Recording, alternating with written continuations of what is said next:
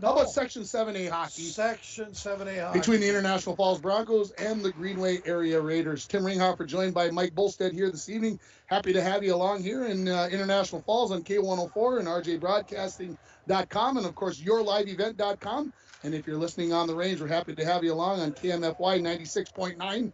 Again, this game will be video streamed with our call on yourliveevent.com. So spread the word if you'd prefer to watch the game rather than listen to it on the radio. If you can do that, we have that to go into tonight. The Broncos come into this game on a two-game losing streak. They sit at 6-10 on the season. The Raiders come in 7-7-2 on the season, and they're coming off of a big win over Evelyn Gilbert the other night that made the IRC race just a little bit more interesting, or maybe less interesting, in the fact that Greenway now only sits there with 13 points and all that other stuff. So I'm going to run down the IRC standings because the IRC title is partially won, but could be shared tonight or won, as Virginia is taking on Hibbing tonight. That game already just getting underway. Virginia sits with 15 points. They're 7-1-1 in the IRC. Hibbing sits with 13 points. They're 6-2-1, and if Hibbing can get a win tonight, Virginia and Hibbing will share the IRC title. Otherwise, Virginia will win it outright. Evelyn is sitting in third place with 13. Greenway sitting in fourth with 11. The Broncos sitting in fifth, and North Shore in sixth place. And that's the rundown of the IRC. And this is the final game tonight in the IRC. Again, this one does not count in the IRC race, as this is the third time that these two teams have played. And Mike, these two teams have played to 2 one-goal games. Of course, the Broncos won the first battle between these two teams down in Coleraine, as Brady Wicklund scored twice, and the Broncos won 2-1. And then, of course, Greenway just a couple of weeks ago got an overtime winner here and beat the Broncos 4-3. So are you expecting it to be just as tight tonight? Yeah, I am. I think both games with Greenway, with the Falls beating Greenway in the pit. Can I say that? Yep, I think you can. I think everybody's okay with that. Yeah. And that was a close one. The Falls ended up winning that 2-1. So they've both been one-goal games. Both have been tight. Against the goaltending is going to play a key factor tonight, Ringer, and we'll see which one of the goalies, I guess, puts up the better numbers. Let's talk about the Broncos from Monday night. They played Virginia. They lost 7-1. Yeah. Is that score deceiving to the people who weren't here to watch it? Well, I thought the Broncos played their best period of the year, and I talked to Coach Baldwin, after the game, and he agreed. And what disappointed me were the turnovers they had in their defensive zone. They never protected the puck along the boards. They always tried that little cutesy pass through the middle, and boy, I know five times those got intercepted or just knocked off the puck and turned into goals. So again, those are fixable, but players got to be aware of where they're at on the ice. And boy, those are some danger zones from the top of your dots to that blue line. And if you turn the puck over there, a lot of bad things could happen, and that's exactly what happened. So to answer your question, yes, the score was deceiving from the 7-1 game. But if you turn the puck over in dangerous areas, that could have been 10-11-1. Yeah, absolutely. The Broncos played their best period of hockey in the first period, and I didn't think they played too badly in the second period, except for those 6 or 7 turnovers that turned into five goals. It was 6-1 after 2 and ended up 7-1, and it just was one of those games that the Broncos went from looking so good to just not looking good at all. Exactly. And then after the fourth goal or fifth goal, one of those, I think Nemec was pulled. You could see the sails kind of go out, and a little bit of what do we got to do? And they put everything they could as far as putting shots on Kangas, and Kangas was very good and stopped them all except the one. And you could kind of see the sails go out. And after talking to a few players after the game, they know they played well in that first period, but couldn't sustain it over 3, and that's kind of the deal, right? That is kind of the deal. You got to play for 51 minutes, or in the case of the last time these two teams played, about 53 minutes, as Greenway won it about 2 minutes and 4 seconds, if I remember correctly, into overtime. You're good at this. Do you remember who scored? No, and I'm trying to think what I don't remember. I can't remember either. No. See, and that's bad, because a guy should remember who did that. Well, you always do. I can't remember it even. I could make it up, but I don't want to do that. Know. If anyone from Greenway knows, please text us at 2309 What's my number? 230-9954. Text us. Tell us who scored that game winner. The JV game just got completed, a 3-3 tie. Very physical game between these two. Should we expect that in the varsity game? No. I don't think so. I think what happens here is some players maybe, frustrated that maybe they're playing JV, and I've seen that a lot during these games. Is they'll take it out on the team from the other side, and boy, of course, Skya was the ref from Hibbing, and he kind of called a few things maybe that weren't necessary, and I think it blew up in his face, and then it kind of snowballed from there, and then both teams kind of got a little chippy. But hey, they're all friends now. They all waved at each other. The new way of shaking hands is they all tap their sticks and wave and say good job, and we'll see you at the baseball season. There you go. That is the way to think about it. We're going to take a 2-minute break, and we'll come back with the interview I did with the head coach of the International Falls Broncos. That is Chad Baldwin. You're listening to the Broncos and the Raider pregame show on K104 in International Falls on 96.9 in Grand Rapids. It's time to discover the new Buick lineup of craftsmanship and luxurious styling. Washke Family GM Center has great deals on their expectation-shattering lineup, like the 2020 Buick Encore, the compact luxury SUV with a quiet, spacious cabin and comfortable seating up to 5. And the 2020 Buick Envision, the midsize SUV that's a joy to ride. Or go big with the 2020 Buick Enclave, tomorrow's SUV for today's family with seating up to 7. Washke Family GM Center of International Falls. Visit washkegm.com for more details.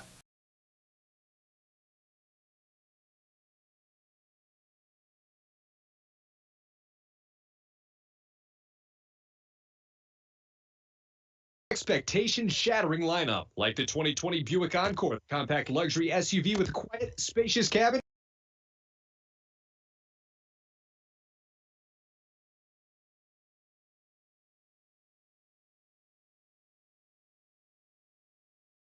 Challenge the laws of nature, like enjoying a Coke Zero Sugar. It looks, sounds, and tastes delicious. But how does one explain the great taste if there are 0 calories and 0 sugar? Some mysteries are just too mysterious. Coca-Cola Zero Sugar, unbelievably delicious.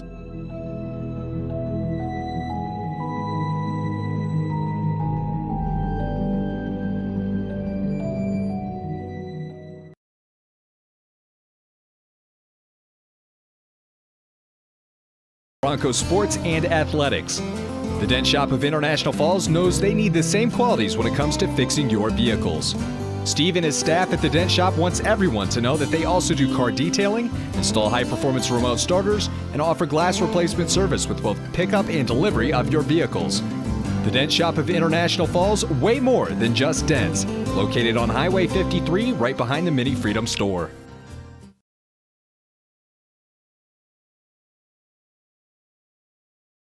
Sponsoring local sports for the International Falls Broncos student athletes. If you are in need of propane tanks for the shack or fish house, make Monday night against Virginia was the best period of the season. Yes or no? I agree. We talked about that after the first period, actually, and we played really well. It was back and forth. We had our chances. They had their chances, and they got a kind of a lucky one right at the end of the first, barely crossed the goal line, but yeah, overall I thought it was a really good first period for us. Okay, so I would rate the second period in a lot of cases as not a bad period either, except that Virginia made, every time you guys made a mistake, they put it in the back of the net. Is that a fair assessment as well? Yeah, I go along with that. I thought we played hard again, just, it's, we got a lot of young kids on the back end, and, it's a little bit faster pace than Bantams. We're getting to the end of the year. We're confident in them, but, you make a move, you got to get rid of it. You got to get that puck off the ice, and a couple times we weren't able to do that, and it backfired on us. Is it one of those games that you've had a couple days to practice now that you kind of get the kids you've had a chance to look at it and see what they've done and see it on the ice, and they make those changes, and it's something that you feel confident going into tonight's game that they've got fixed? Yeah, I think those are, mistakes that, a lot of times they normally wouldn't make for whatever reason. maybe panicked a little bit or made one extra move. They're mistakes that are easily fixable. Just keep the game simple, make that easy pass, don't try to do too much with the puck.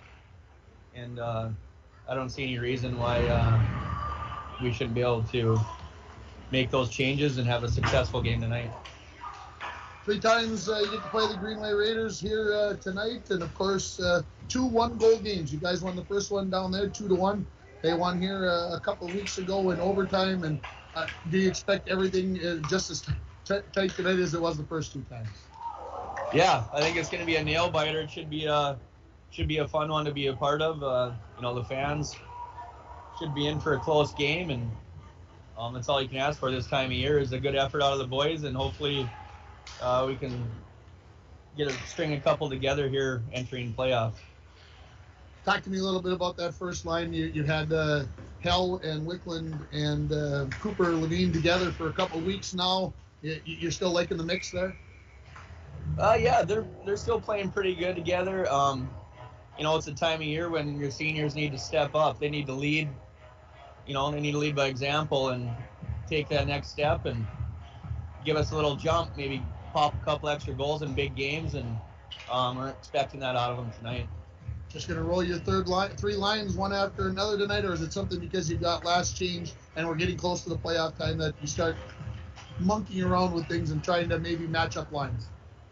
We'll see how the thing goes. To start off, we're going to roll 3, just see how the game progresses and make adjustments as we go. Coach, appreciate the time. Let's go get them. Yep, thanks again. Head coach of the International Falls Broncos, Chad Baldwin, and seems to be happy with that first line. They've been able to put some points up on the board. Is it something that he said they got to lead by example, and I think you probably would agree with that. Yeah, and you can do that as long as Jocelyn and Worley and Zahn and these young sophomore defensemen keep playing well, and they have played well. And but I really like Jocelyn's game. I've liked it the last 5, and he's a good puck-carrying defenseman. He's big, goes about 6'2", and I think has great potential to be a really good player. Of course, Matt Worley skates really well. Probably the best skating defenseman I've seen probably since Eric Olson, one of the coaches for the Broncos, and moves the puck extremely well, so a lot of upside there. And if those 2 guys can play well, along with Talmadge and the Zahn kid, then you can keep Tucker up, and he could be effective because the kid has some good wheels, he has good hands, and he understands how Wickland and Cooper Levine play. So a big asset if those defensemen can hold on. We're going to take a 2.5-minute break, and then we will come back with the interview with the head coach of the Greenway Area Raiders, Andy Surdich. You are listening to the Bronco and Raider pregame show on KMFY 96.9 in Grand Rapids, on K104 in International Falls, and you're watching on YourLiveEvent.com. You want a great deal on a brand new Ford SUV? Then now is the time. Hi, this is Lee Ness from Worley Motors. We have an all-new 2020 Ford Edge Titanium all-wheel drive, priced to move at over $7,100 off of retail at only $35,583. Or we have a new 2020 Ford Escape SE all-wheel drive, Sedona orange in color, blowout priced at only $24,813. Hurry in before these special deals are gone at Worley Motors, 309 5th Street in the Falls.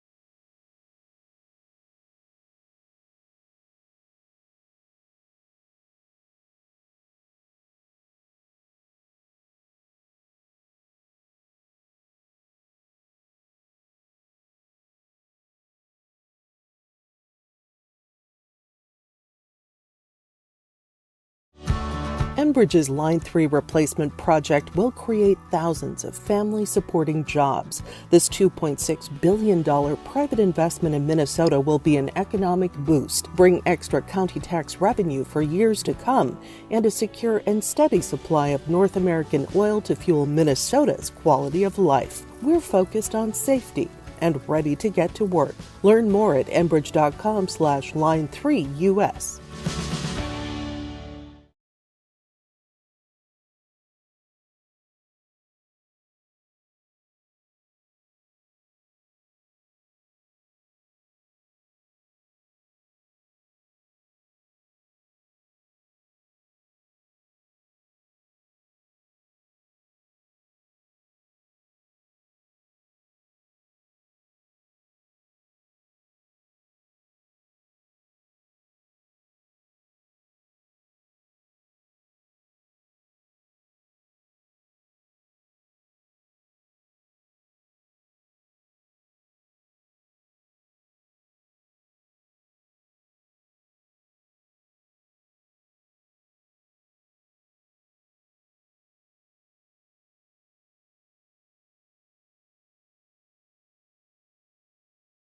on K104 and 96.9 KMFY as we chat with Greenway head coach Andy Surdich. And Coach, two evenly matched teams. Not often you get a rubber match for a season in the regular season yet with meeting International Falls for the third time.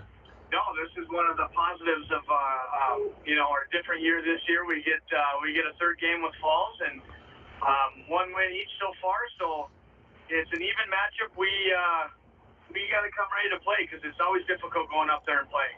Well, and I know these teams right next to each other in the standings, and I believe the seeding happens over the weekend.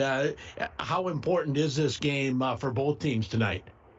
Well, it's huge. Not for the seedings, obviously, in the section play, but also at the end of the year, you want to go into playoffs feeling good. We had a good game on Monday, and we want to continue that. And let's talk a little bit about the game on Monday because you got a win against a good Evelyn Gilbert team and a very competitive game. Talk about what the team did right and what you liked about that game. First off, we came out really, really well, playing really hard, moving our feet, not giving them too much space or time.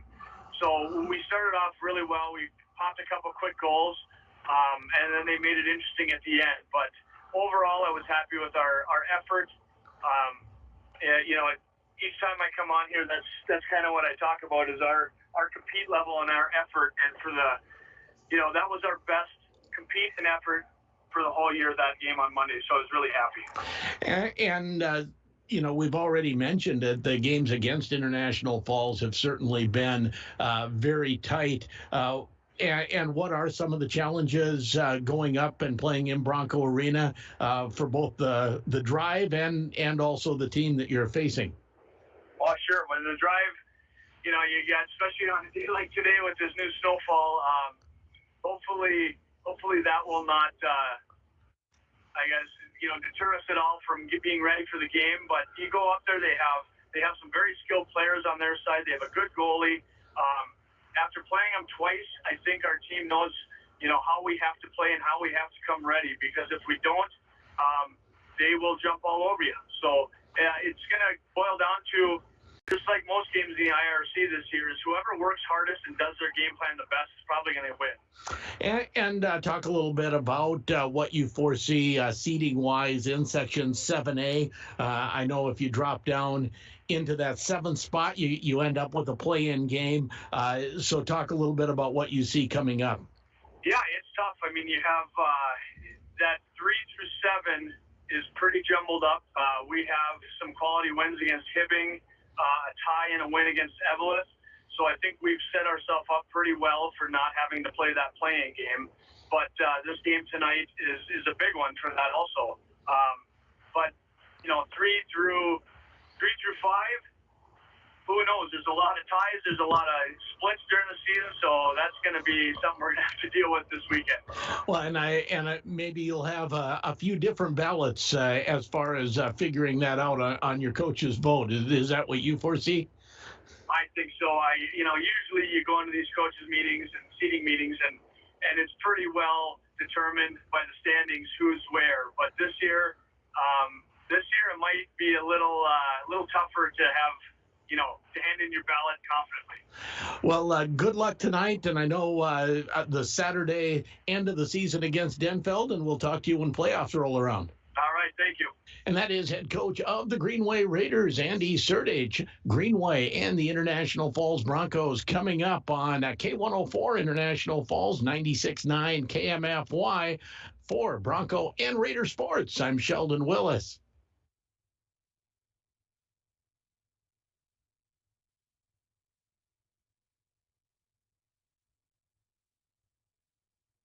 Right on the head, and boy, I knew I recognized that voice from somewhere. That Sheldon guy, and Yeah.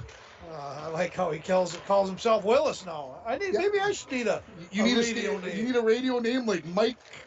What? You could think about that for a while. I'll let you What think. was Greg Brady's name on the Brady Bunch?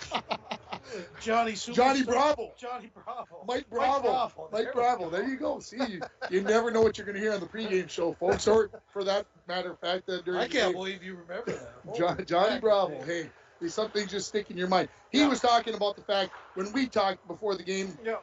We talked. He said the Hibbing Virginia winner tonight gets 3. The loser gets 4. He says I think Evelyn is 5, Greenway 6. Depending upon how things maybe go over the next couple of days, we could jump into that 5 spot. He says, I think the Falls is 7, North Shore 8, Proctor 9, and 10 is Ely. He said, I think that's pretty much set, and I have to agree with that. Yeah, the only one I'm confused at is Evelyn.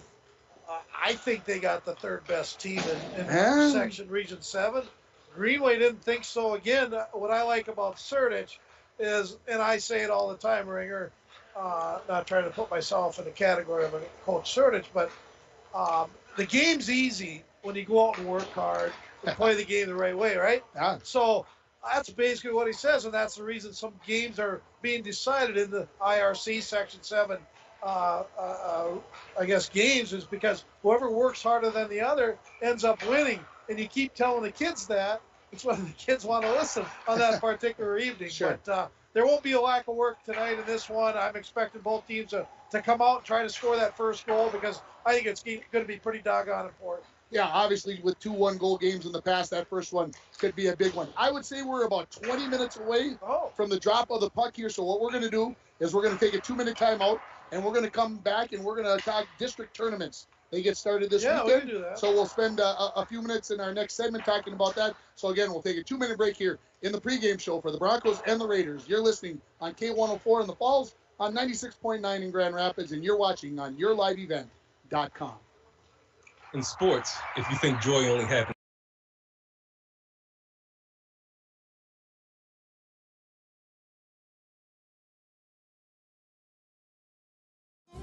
It takes teamwork, dedication, and hard work to participate in Broncos sports and athletics. The Dent Shop of International Falls knows they need the same qualities when it comes to fixing your vehicles. Steve and his staff at the Dent Shop wants everyone to know that they also do car detailing, install high-performance remote starters, and offer glass replacement service with both pickup and delivery of your vehicles. The Dent Shop of International Falls, way more than just dents. Located on Highway 53, right behind the Mini Freedom store.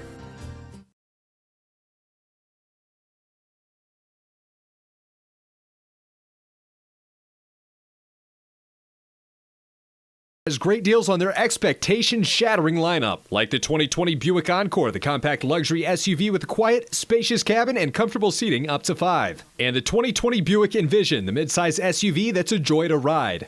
Or go big with the 2020 Buick Enclave, tomorrow's SUV for today's family with seating up to 7. Washke Family GM Center of International Falls. Visit washkegm.com for more details. Every day, people experience mysteries that challenge the laws of nature, like enjoying a Coke Zero Sugar. It looks, sounds, and tastes delicious. But how does one explain the great taste if there are 0 calories and 0 sugar? Some mysteries are just too mysterious. Coca-Cola Zero Sugar, unbelievably delicious.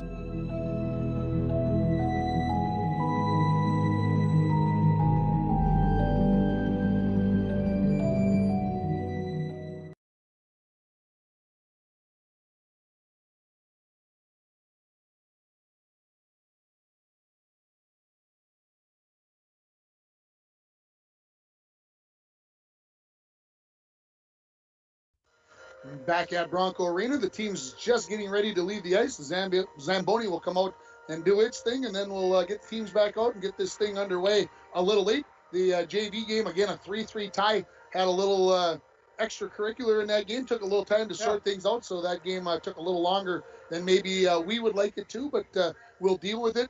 Before we get into the district tournaments for this weekend, we want to remind everybody that you can win a hearty sandwich by texting Mike at 218-230-9954 or texting Tim at 218-324-3053 and give us your guess who's going to score the first goal for the Broncos tonight. Yeah, we're going to throw a little added value onto this for our Greenway listeners. We're going to do something for Greenway fans, and you can text us at those same 2 numbers, 218-230-9954 or 218-324-3053, and so 218-230-9954. So here's the deal. Now, you guys text who you think from Greenway, who's going to score the first goal for Greenway, and I will get you a $10 Sammy's Pizza gift certificate. Okay, I have some gift certificates for all the Sammys. So just text one of those numbers. Tell us who's going to score for Greenway. Tell us who's going to score for the Falls, and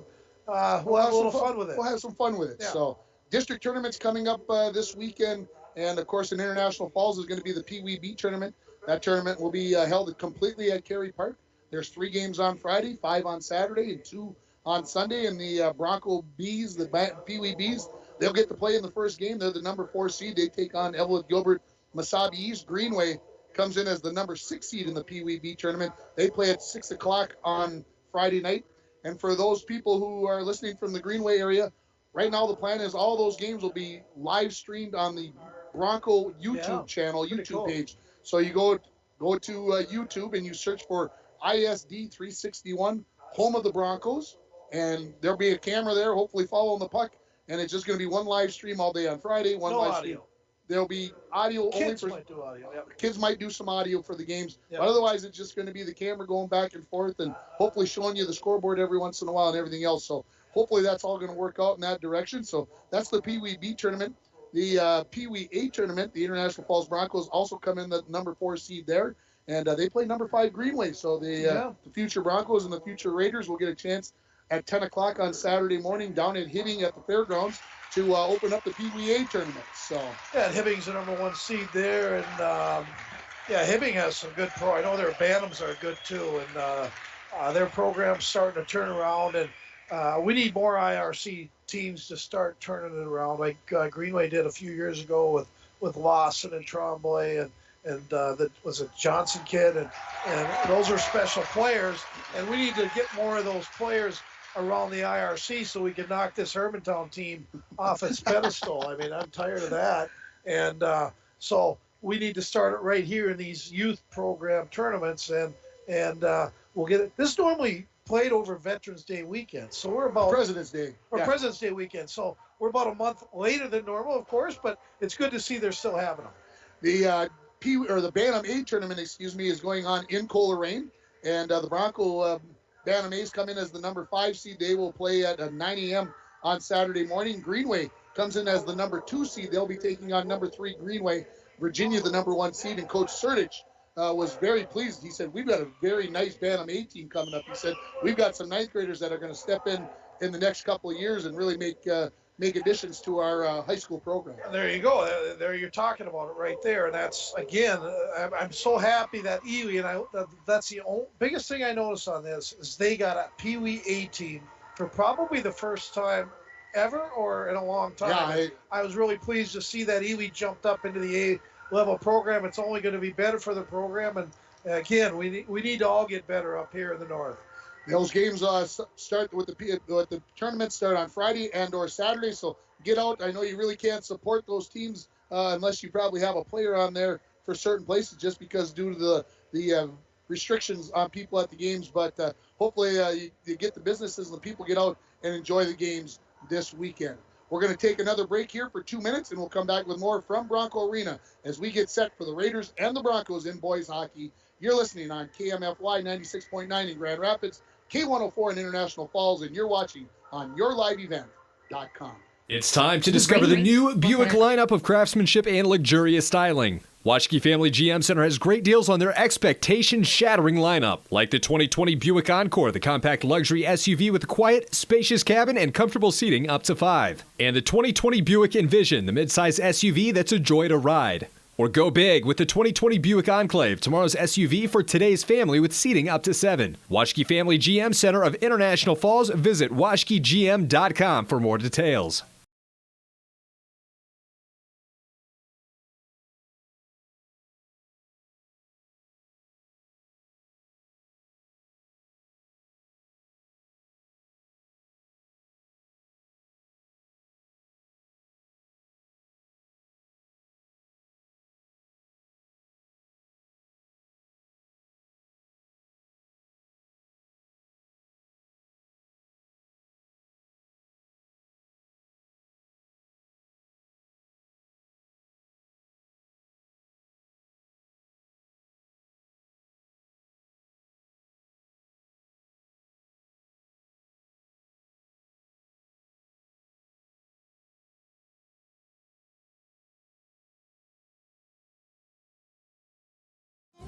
It takes teamwork, dedication, and hard work to participate in Broncos sports and athletics. The Dent Shop of International Falls knows they need the same qualities when it comes to fixing your vehicles.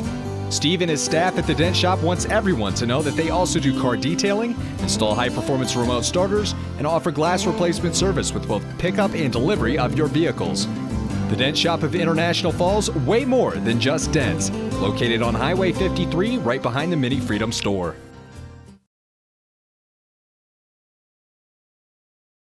Support our community and proud to make Boise paper with purpose. Back at Bronco Arena as we get closer to game time here. And again, we're going to be a little bit behind. I look at the clock, it's 7:32. And of course, we're supposed to already have been underway. And that's one thing Mike and I have had issues with all year long. We never seem to get started on time. I don't know why we think we would, Mike, but that we would get started on time. Well, it's not our fault. No. We know that. I mean, at least we don't think it is. Yeah. You go to Duluth, they're always on time, of course. And, I think that's the way it should be everywhere. If the game says 7:30, it means you start at 7:30. Me and you are organization is the key to success type people. Right, Ranger? Yeah. So, speaking of success, again, who's your favorite Bronco to score tonight? Who's your favorite Greenway Raider to score tonight? We're giving prizes away for both sides. Text Bully at 218-230-9954 or Ringer at 218-324-3053. And I appreciate the one vote that I got from Greenway already, and you got a few from the Falls. So let's get some more. Let's make this more exciting. Let's have a battle, and we'll discuss it a little bit more as we go along. Yeah, fill up them phone lines. Again, over in Greenway, you'll get a Sammy's Pizza, and I know you guys all like that stuff. Who doesn't? With Giruli, he makes a pretty good pie over there at that new Sammy's. So just text those numbers and get in. Elsewhere in Bronco sports tonight, the Bronco girls are at home hosting Nashua Keewatin, and the Bronco boys are on the road. They're taking on Big Fork, and we'll see if we get some update along the way. Tomorrow night, the Bronco girls hockey team is hosting Hibbing Chisholm in a 7:30 game here at Bronco Arena, and then Saturday, the Bronco girls hockey team is right back here as they will be taking on Prairie Center for a 2:00 game, and we'll have that game on the radio and yourliveevent.com.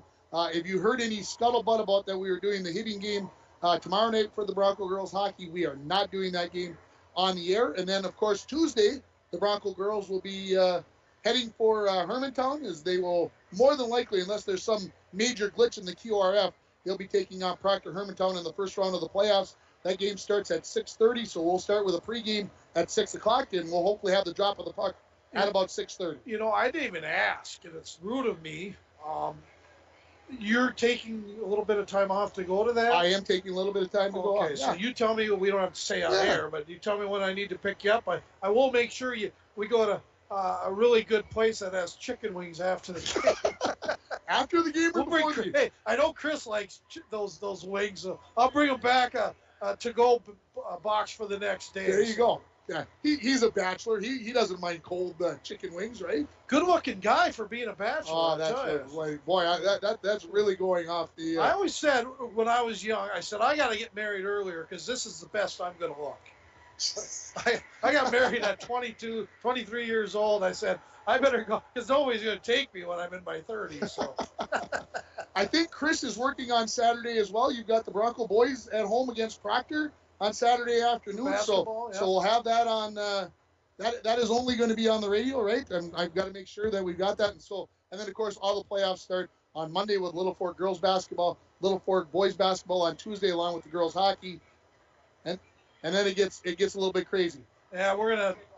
NRJBroadcasting.com, of course. You're going to try to get another color person for that game on Saturday, or we'll just kind of wing it and see what we end up. Yeah, we'll see what happens. Because I'll be in charge of that Your Live event stuff. It's a busy time of the year, Mike. We're making our way through and hopefully make things happening. As far as the Greenway schedule and what KMFY and Sheldon Willis and what they're doing next week, he's already reached out to me and said, is there a way you can help us out? Because we've got so many teams to cover because this weird year that we've had, all the playoffs starting at the same time, and how do you get everybody covered? You can only go in so many directions, and we'll see what happens. I know we had the possibility of having 4 games on Thursday night, and we only got 2 sets of equipment, so you do the best you can. You do, and it isn't like we try to prioritize it, just what makes common sense. It's just the old common sense thing, and we never try to dismiss any team because we like all our teams here in the Borderlands, as does Sheldon over there in the Greenway Grand Rapids area.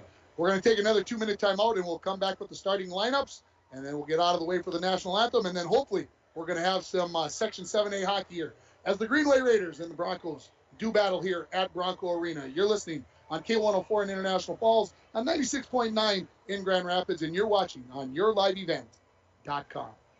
Kate, Kuching Area Prevention and Education.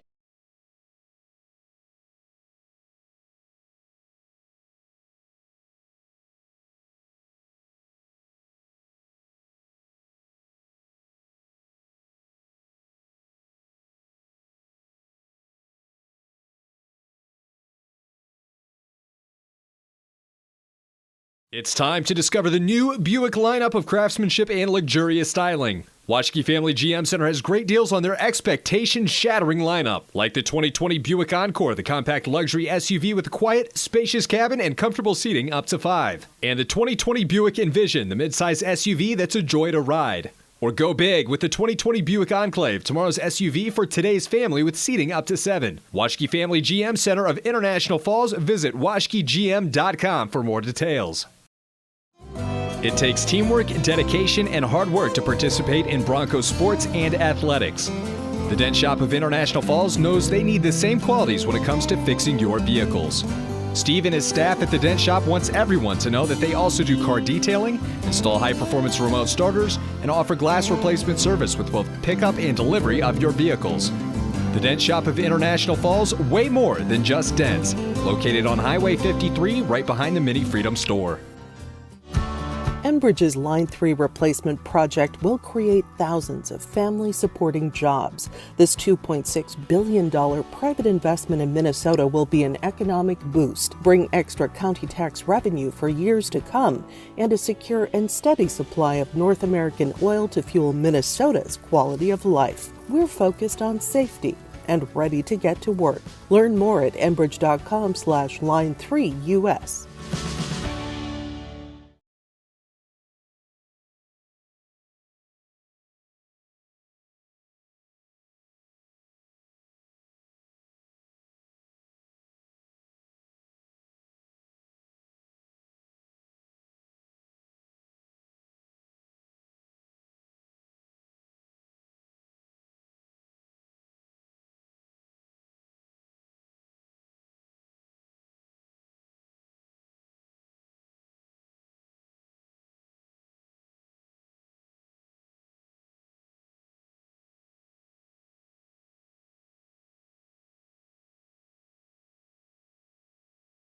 The lake, and actually it was 1983 when he was killed, because Bruce Raboyne got married that weekend, and I was coming off the lake, and Johnny Prettyman was just going out, and he was the one that told me, and he was pretty shook up, and Todd was a Division I player. He was getting recruited as a sophomore for Division I hockey, but that's beside the point. What Todd was a lot more than just a hockey player. He's a good kid and a good person, and so they named an award after him. His parents put together a little scholarship and got a trophy and a plaque, and that's continued since 1984, 85-ish. And this year's, oh, by the way, my son Burke won it in 2006, and that was a big thing for him. And basically, it's a leadership type award, a guy who stands up for all his teammates and is a good friend and a good friend to everybody. And so Max Marcotte is this year's winner, and congratulations to Max. And Max is a very good goalie, but unfortunately, as a goaltender, only one gets to play. And this year, Mitch has probably carried about 70% of the games, but Max has always held his head high, and he's always encouraged Mitch, and they get along great, and nothing but the best for Max, and well deserved. Let's get to the starting lineups here, and they're brought to you by the Sports Shop.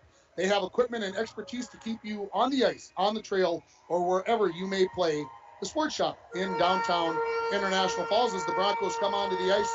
The Raiders already on the ice. Let's start with the Raiders in their road greens with white trim, white numerals.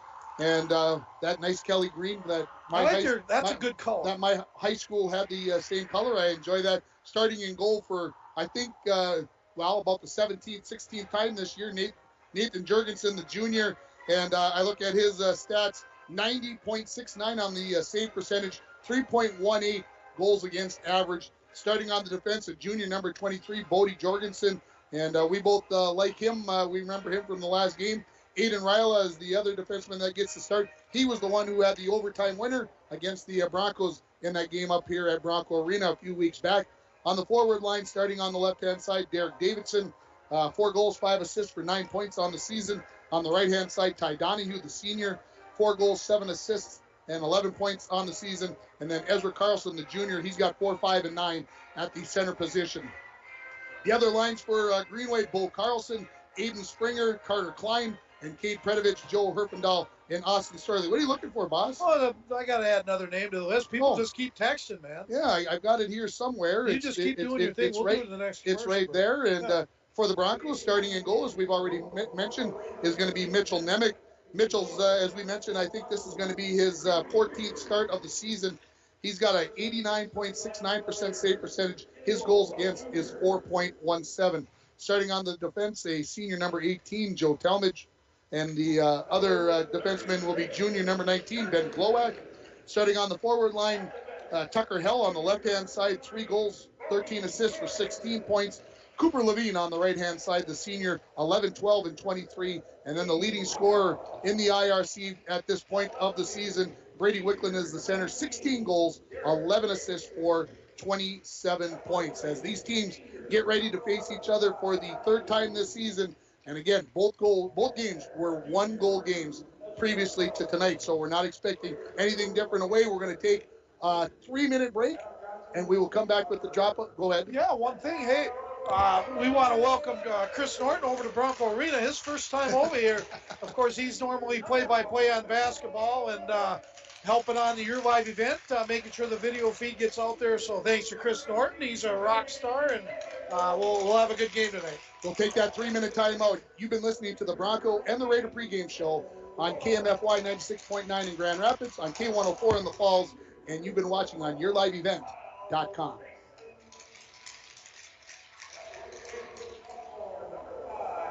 With 2021 getting into full swing at Worley Motors, it's time to clear out all remaining 2020 vehicles in stock with huge savings to you. Like this new 2020 Ford F-150 Crew Cab XLT Sport, priced at over $11,000 off, down to only $41,572. Or this 2020 Ford Escape SE all-wheel drive, priced smooth at only $24,813. Stop in for all the details at Worley Motors, 309 5th Street in the Falls. When it comes to repairing your vehicles and other car maintenance, we know you have a lot of options. Sometimes so many options, it can be hard to decide where to go. The Dent Shop of International Falls offers the highest quality service, competitive pricing, and a knowledgeable staff. Right now, all auto glass repairs are only $60. If you have a chip in your glass or you have that irritating line through your windshield, bring it in to the Dent Shop. Located just off Highway 53 in International Falls, the Dent Shop. We are much more than just dents. Up North Builders is cheering on the 2021 Bronco hockey teams. Working with you from beginning to end and hiring only the most expert subcontractors, our #1 priority is your total satisfaction. Up North Builders offers equipment rentals, rental properties, remodeling, excavating, concrete work, and more. From Lake Superior to North Dakota, Up North Builders is your general contractor. Call Up North Builders at 285-3635 or visit upnorthbuildersinc.com today. Windows and doors can be the most important feature in your home. Stop in the Falls Lumber Company Design Center today and view and operate quality Marvin windows and doors. Falls Lumber Company's trained professionals will assist you in choosing the correct products for your home. Let a little light in today with Falls Lumber Company and Marvin Windows and Doors. Falls Lumber Company, 201 4th Street, International Falls. CAPE, Couchiching Area Prevention and Education. Data from the 2020 International Falls Community Survey shows the International Falls community believes in the importance of prevention. 78% agree they have a responsibility for the health and well-being of youth in the community. 92% agree it's important to have groups in the community working to prevent problems associated with underage substance use. CAPE, Together We Are Strong, funded by MNDHS, BHD, supported by the CAPE Coalition and Spirit of the Borderland Youth Group. The Rainy Lake Medical Center COVID testing site has moved. You still need to call for a COVID testing appointment Monday through Friday between 8 a.m. and 5 p.m. Call 218-598-5158, and their scheduler will give you instructions on how to proceed with your appointment. Testing site location is now at the former Top 10 Video Building, 1229 3rd Street, Suite 101. Remember, you need to call for a COVID test at 218-598-5158. Rainy Lake Medical Center. Care, compassion, community. Back at Bronco Arena, the Raiders, they're ready. The Broncos just about ready. The opening faceoff is brought to you by Service Master of International Falls. For a home that is professionally cleaned all year round, call Service Master at 283-4775. Todd and Gretchen, they'll take very good care of you. And with the muddy part of the season coming up, you might need them sooner rather than later. The Broncos will be going right to left in this first period, and it'll be the second line. Coach didn't tell me that. That's okay. Savonin, Mason, and Dremel will be out there. Oh, they're going to go with the all-senior kind of lineup here, as you got 8 and 9 back on the defense, so a little bit different here, as it'll be Ezra Carlson to take the face-off for the Raiders, and we are underway. Puck knocked into the Raiders zone, comes loose in the circle. Quick shot, and a save by Jurgensen as Wickland got off a quick shot there. Just 10 seconds in, Savonin gets the turnover along the far wall. Gets pinned up against the wall by Jorgensen. Wickland comes in, sharp angle shot, missed, and comes into the near corner. Talmadge steps in, throws it into the corner. Wickland has it in behind the Raider net. Tipped along there by Ryla. It goes up onto the netting on the net, and we get our first whistle 27 seconds into this hockey game. I think it was just for the faceoff. Here comes Cooper now, and Cooper's a senior, Parker's a junior. Yeah, I'm not sure what was going on. I'll have to ask that. I'll talk to him after the game and say, what was that about? It's kind of cool, but good start for the Broncos. Great chance there by Brady Wickland early on. 16:33 left here in the opening period. Face off to the right of Jurgensen. Face off controlled by the Raiders, out to center with it. Coming along into the zone now are the Raiders. That's number 15. That is Gino Trombley. Puck lane in behind the Bronco net's going to be picked up there by Wickland. Near side for Hell. Tries to clear, kept in at the point. Shot from there. That's kicked to the corner by Nemec off the stick of Tavon Wells. Pass comes out in front of the Bronco net. It's cleared away by Hell. Kicked out to center by Levine. Raiders collect there. Coming back in. The Raiders throw it back in. As we come back the other way, this is Levine coming into the zone. Gets knocked out the puck. Quick shot by Savonin. Saved by Jurgensen as he kicks that to the near wall and cleared out to center. Joslin will throw it right back in as the Broncos tag up. Settle down in behind the net. Raiders on the near side. Pushing it along here is Storley. His pass is knocked to the far corner. Racing to pick it up is Mason. Taken away there by Grosjean. Try to clear it out there to the Raiders, and they finally get it out to center where Zahn has it. Zahn throws it in behind the net. Going to be picked up there by Wells. Wells puts it along the wall, and they're going to say that got out of the zone, and we'll have a face-off that will come to the just outside the Broncos zone. Yeah, close play right here, but I believe it did cross over, and they'll change some lines on both sides. So, yeah, good start to this game. So as we get the next face-off here, as we work with some technical issues, the Raiders win the face-off. It's thrown back into the Raiders zone, picked up there by Ryla. He fires it all the way down the ice. There will be no icing here for the Broncos. As we come back the other way here, as we again working on some technical difficulties here. We're finally getting, hopefully the Raider fans not too upset. We finally got reconnected here, and again we appreciate the patience there as the Broncos throw it in. It's still 0-0 here, 2:15 into the period, as I don't know when the Raider fans will be coming back. I'm sure they had to go to a commercial after we lost connection. Kicked away there on a shot by Wickland, by the goaltender Jurgensen, picked up by the Broncos in the corner. Coming back the other way, shot by Koshik, goes the far to the right-hand side, and here come the Raiders out to neutral. Into the Broncos zone. Koshik will pick it up there. He wheels in behind his own net. Throws it out to center. Skipstead tips that along. And now into the zone. Ryle skates back to pick that up. Now in behind his own net. Goes out the far side. Looking for Bo Carlson. Carlson, who didn't play in the last game against the Broncos, gets the puck out to center. Picked up there by Springer. Springer comes in on the back end. Knocks one towards the net, little wide of the mark, comes into the near corner. Picked up there by the Raiders, thrown to the point. Shot from there by Thorson, tipped away by Koscheck. Tripped up, and we'll get the first power play of this hockey game, and it will go to the Broncos at the 3:09 mark of the first period. I believe number 3.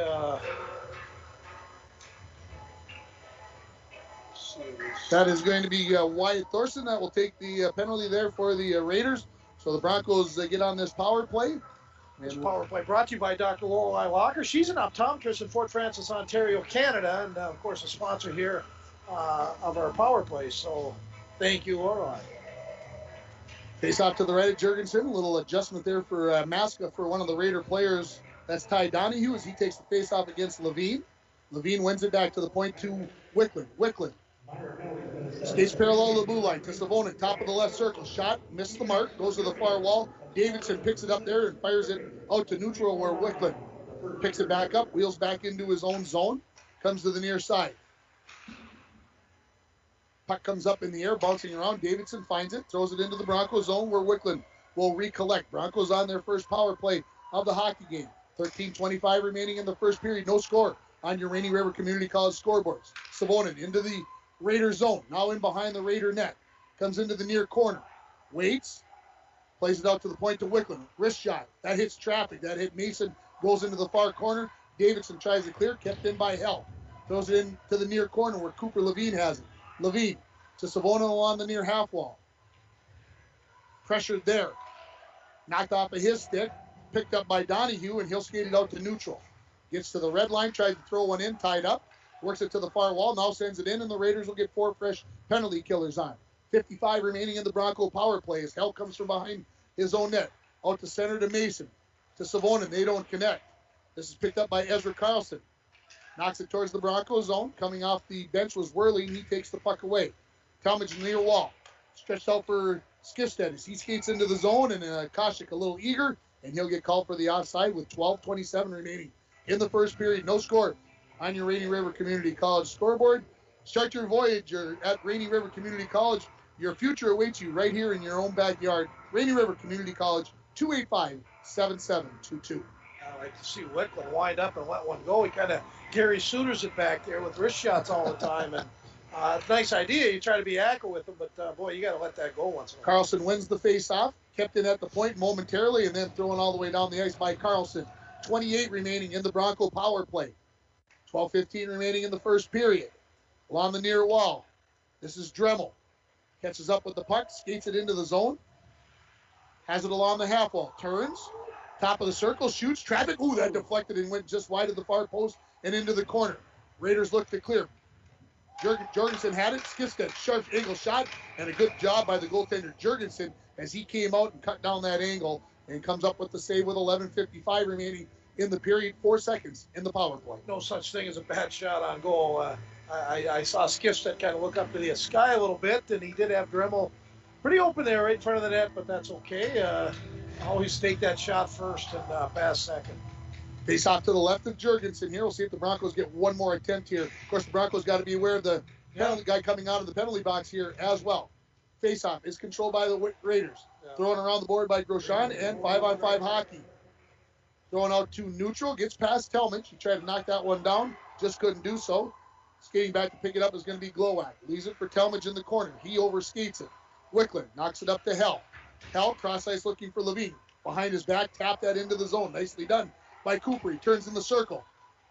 Tried to drag that past the defenseman Wells. Didn't get the job done. Played off the end wall, and it hits off of a stick and goes up into the netting. And we'll have a face-off, I believe, to the left of Jurgensen.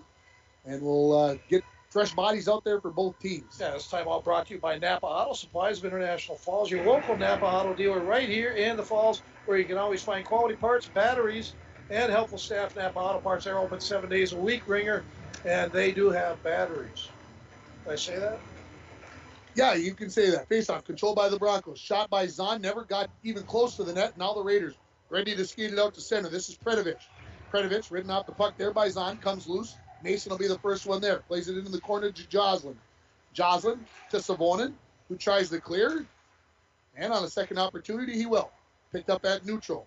This is Ryla. Cross ice for Jorgensen. He throws it into the zone with a little help from a teammate there, Herpendahl. Puck comes in the corner. Sharp angle shot by Storley. Hits the side of the net. Loose puck overskated by Savonin. Out to the point for the Raiders. Jorgensen. Shot there. That deflected off of a stick. Nearly took the head off of the official. Cross ice pass D to D. And a good job there by Ryla to send that into the corner. Centering pass comes all the way to the point. Jorgensen skates in. High wrister that goes way over the top of the crossbar. Another shot from the point. That hit a skate. Comes loose, and now Savonin skates it out to neutral.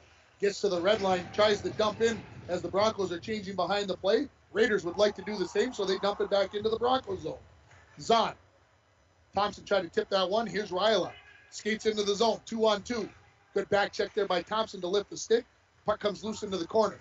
Centering pass by the Raiders. Picked off there by Zahn, who goes out the far side looking for Dremel. Dremel knocks it to center. Just past Koshik. Ryla will regroup for the Raiders. Carlson tried to poke that one along, and the Broncos throw it right back in off the stick of Thompson. In behind his own net is Ryla. Ryla turns, comes back looking to the near side. Couldn't quite connect there on the near wall, and now knocked out to center. Glowak back in his own zone, pressured by two Raider players. Turns, throws one off the wall out to neutral. Knocked right back in. The Raiders will have to tag up. Coming back out is Thompson. Lost the handle on it. Picked up by Carlson. Cross ice. Looking for Thorson. Thorson plays it back to the far wall. Going to be picked up there by Bo Carlson. Off to Carlson. Ezra Carlson comes into the zone. Leaves it there. Shot. That missed the mark. Good shot there. Kept there by Ty Donahue. Kept in at the point momentarily and then kicked out to center by Skifstead. Raiders dump it right back in as they tag up. Glowak in behind his own net. Off the wall. Koshik right there to take advantage. Throws it in as his teammates are changing behind. Jorgensen in behind Jorgensen. Ryla back to Jorgensen. Jorgensen skates out the far side from behind his own net. Dumps it out to center. Skating back to pick it up for the Broncos is Worley. Worley knocked off the puck. Tried to poke it along the wall. Jorgensen's shot hits a skate and comes high into the near corner. Played along the near half wall now. Chipped up there was Joslin. No penalty coming. Worley had it. Raiders have it in behind the net. Big check there by Joslin to dislodge Trombley from the puck. Broncos throw it out to neutral. This will have enough to be an icing call, I believe, as they blow the whistle just past the halfway mark of the first period here. 8:27 remaining in it. No score on your Rainy River Community College scoreboard. Yeah, Joslin using his physical play again. The young sophomore got to get a chance to talk to him, meet him a little bit more, and God, he's a darn good kid, and always has a smile on his face. At least when he was talking to me, he did, Ringer. But I like his game, especially the second half of this season. After one period, Hibbing leads Virginia 3-1. Interesting. And I also have Hermantown leading Cloquet Esco Carleton 2-0 after one as well. As what in the heck is going on? Okay, we're still on. As we come back here to the play, the Broncos look to go out the far side. Play back in behind the Bronco net. Played into the far corner, Dremel. Dremel skates past one Raider player, but can't get it out to center. And now a shot onto Nemec, and he scoops that up, and we'll get a stoppage in play. 8:05 remaining in the period. Yeah, Nemec 0-0 as, again, we seem to be having some issues. We're all right, he says. Don't sweat the details. Chris is trying to assure me. I try not to. Face off to the right of Nemec. Donahue tried to slap it past Savonin. He gets it towards the net. The puck's laying there. Finally kicked in behind the Bronco net. Savonin to Mason. Mason along the wall. Plays it into the Raider zone. Going to be picked up there by Ryla. Mason intercepts that. Shot wide of the far post. Kept in momentarily. Now tipped out to center. Picked up there by Talmadge. Kicked it through here through neutral. Savonin knocks it across ice. Dremel has it there. Dremel tries to tip it into the zone. He does. Davidson now has it for the Raiders. Out to center. Can't complete the pass there. Joslin. That's tipped away. Here comes Davidson into the zone. Loose puck. Picked up by Joslin. Yeah, it could have been an interference call maybe, huh? Here come the Raiders. Shot and a glove save off the stick of Ty Donahue. And that one maybe was going to go over the top of the net, but a good glove save there by Nemec. Yeah, it sure was. I like what Donahue did there. He came from the outside, went to the center of the ice on opening and went for it. And not an easy thing to do, and he did it very well and had a good shot on Nemec there. But Nemec came up with a big save. Face off to his left. Taking the face-off will be Springer for the Raiders. It'll be Koshik for the Broncos. Raiders will control. Shot from the point by Wells. Kick to the far wall by the goaltender, Nemec. Nemec gets it off with Springer. Out to Skifstad past Springer. And it'll be a icing call here on the Broncos. This time out brought to you by Nagurski Transportation. Nagurski Transportation, moving your product safe and fast. Of course, Nagurski Transportation, they're always looking for new professional drivers to join their team. Kind of, maybe you and I can do that when we retire. We become professional drivers. Professional drivers. Yeah, but they're always looking for good ones. And Kevin and Terry over there at Nagurski Transportation, thank you. Buzzy Christensen, he did a little trucking there after retirement. Broncos control the faceoff. Intercepted by Trombley. Now played along the half wall. This is Thompson. Thompson gets it into the Raider zone. Back in behind the Raider net now. Battle for the puck there. Dumped away. Here's Grosjean. Grosjean gets out to center. Skifstad picks it up there. Skifstad dumps it into the Raider zone. Wells has it there. Goes back into the corner where Skifstad has it for the Broncos. He leaves it into the near corner. Wells will be the first one there for the Broncos. Raiders will send it down. Yeah, we're having issues here. Test 1 2. Test 1 2. How about now? Are we off on Skype?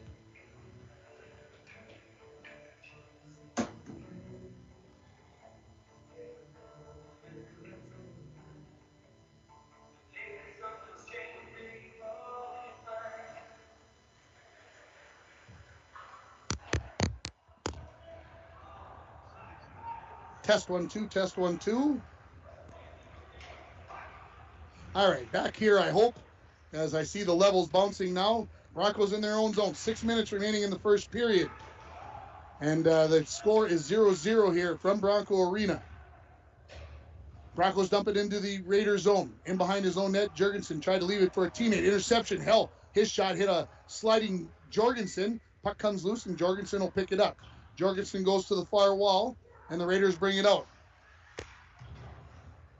Raiders lose the handle on the puck and thrown right back in by the Broncos. Jorgensen dumps it into the corner. First player there is going to be Savonen. He gets bumped around there by Herfindahl. Puck comes loose in behind the Raider net. Possession of it is Dremel. Lays on the brakes. Centering pass cleared away. Savonen picks up the loose puck. Skates to the far half wall. Tries the backhand one towards the net. And it's picked off there by Davidson. Davidson out to center. Gets into the Broncos zone. Pushed wide by Zahn. Zahn in the corner along with Davidson. The Broncos come away with the puck. This will be Dremel out to center. Gets to the blue line. Carries it in. Gets past Grosjean. Shot there by Dremel. Deflected away by Thorson. He rattles it around the boards. Mason has it for the Broncos right out front. Savonen couldn't get the handle on that one. The Raiders will skate it away. This is Ty Donahue. Donahue throws it off the wall. He'll chase it down in behind the Bronco net. Centering pass comes all the way out to the point. Thorson, wrist shot, wide of the mark. Goes to the far wall. Dremel will have it there for the Broncos. 4.5 remaining in the first period. Still no score here from Bronco Arena as these teams play for the third time this season. Joslin in behind his own net. Getting pressure there by Donahue. Dremel tips it out to center, and they will say icing here. Thought Grosjean had a chance at that one, but they say no, and we'll get a face-off to the right of Nemec. 4:20 remaining in the first period. No score on your Rainy River Community College scoreboard. Appreciate all the guesses, as I see more guesses while I haven't been looking at my phone, as the face-off will come to the right of Nemec. Bronco girls leading 38-24 at halftime at the Falls High Gymnasium against Nashwauk Keewatin. Raiders win the face-off. Thrown into the corner. Picked up there by Koshik. He leaves it for Glowak. Glowak to Thompson out here on the near side. Thompson skates it into the Raiders zone. In behind the net, centering pass. Never got out front. Tipped away by Grosjean. Now he skates it out to neutral. Under 4 remaining in the period. Grosjean into the zone. rattles it around the boards as the Raiders change in behind the plate. Koshik picks it up on the run along the near wall. Out to center. Brings it into the Raiders zone where it's going to be knocked away. In behind the net now. Jorgensen has it for Greenway. Bo Carlson has it along the far wall, gets to the red line, dumps that in. That hits Zahn and picked up by Skifstead. Skifstead throws it in the corner, loses an edge. He takes down Austin Storley in the process, and they are going to call a holding call here, I believe, on, well, it certainly looks like it's going to be on Skifstead. He was falling down and kind of reached out to try to brace himself, and I'll turn your microphone back on, Mike, as this will be the first power play for the Raiders. Some refs like to over ref sometimes. I don't think either call was, really a penalty. And I never go after refs. Right? Never. I just know the one all too well. Anyways, what did I miss? Not too much. We sound really good on the radio, but we do. We got to figure out what the deal is. Well, we're gonna. We're having some internet issues in town. I don't know if that all day it's been going on. There's a shot from the point. Rebound. Save by Nemec with the left pad. That was the big save of the game. Face off, or a shot from the point, knocked down by Nemec, and the puck.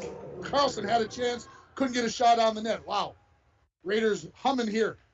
Ty Donahue into the corner to Carlson. He gets past the defenseman, goes for the wraparound, then decides to wait, shoots. Nemec saves that as it was a sharp angle shot. Puck comes loose in the corner. Carlson regains it. Skates into the circle. Lost the handle on the puck. Wickland tries to clear, and he does. 1:25 remaining in the power play for the Raiders. 2:50 in this first period. No score here between the Broncos and the Raiders at Bronco Arena. Please stay with us. We will battle through these technical difficulties, and we're going to get this on the air as Telmich gets the puck at the blue line, sends it all the way back down. I think we're good now. I hope so. We're going to be good the rest of the game. Ryla, in behind his own net. Goes out the far side. Comes back to the middle of the ice. Now on the near wall. Gets to the red line. Bumped there by Savonin. Maintains possession of the puck. Shoots sharp angle. Nemec gets it right in the body. Hangs on to it. 2:15 remaining here in the first period.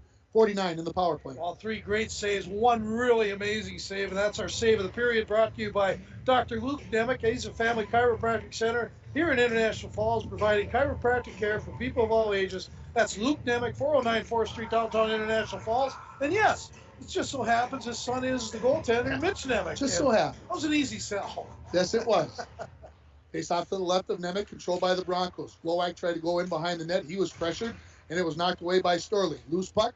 Now to the far side to Grosjean. Grosjean at the point. Gets to the wall. Waits. Shoots a wrister. Nemec's out all the way. Puts it right in the trapper and hangs on to it with 2:01 remaining. And 35 in the power play. Again, no score here.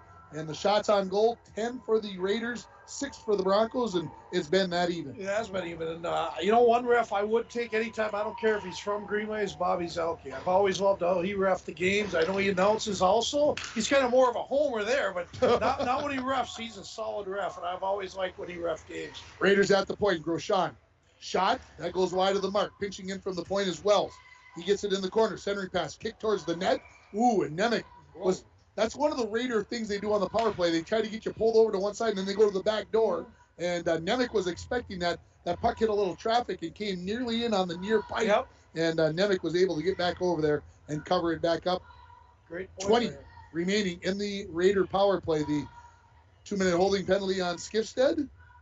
The list is getting longer for the number of people. Yeah, thank you all. I mean, geez, I hope it isn't a 0-0 tie. Broncos try to clear it away. Knocked off the stick of Mason into the corner to Glowacz. Glowacz turns, fires it up high over the glass, and back into the Raiders' zone where Ryla has it.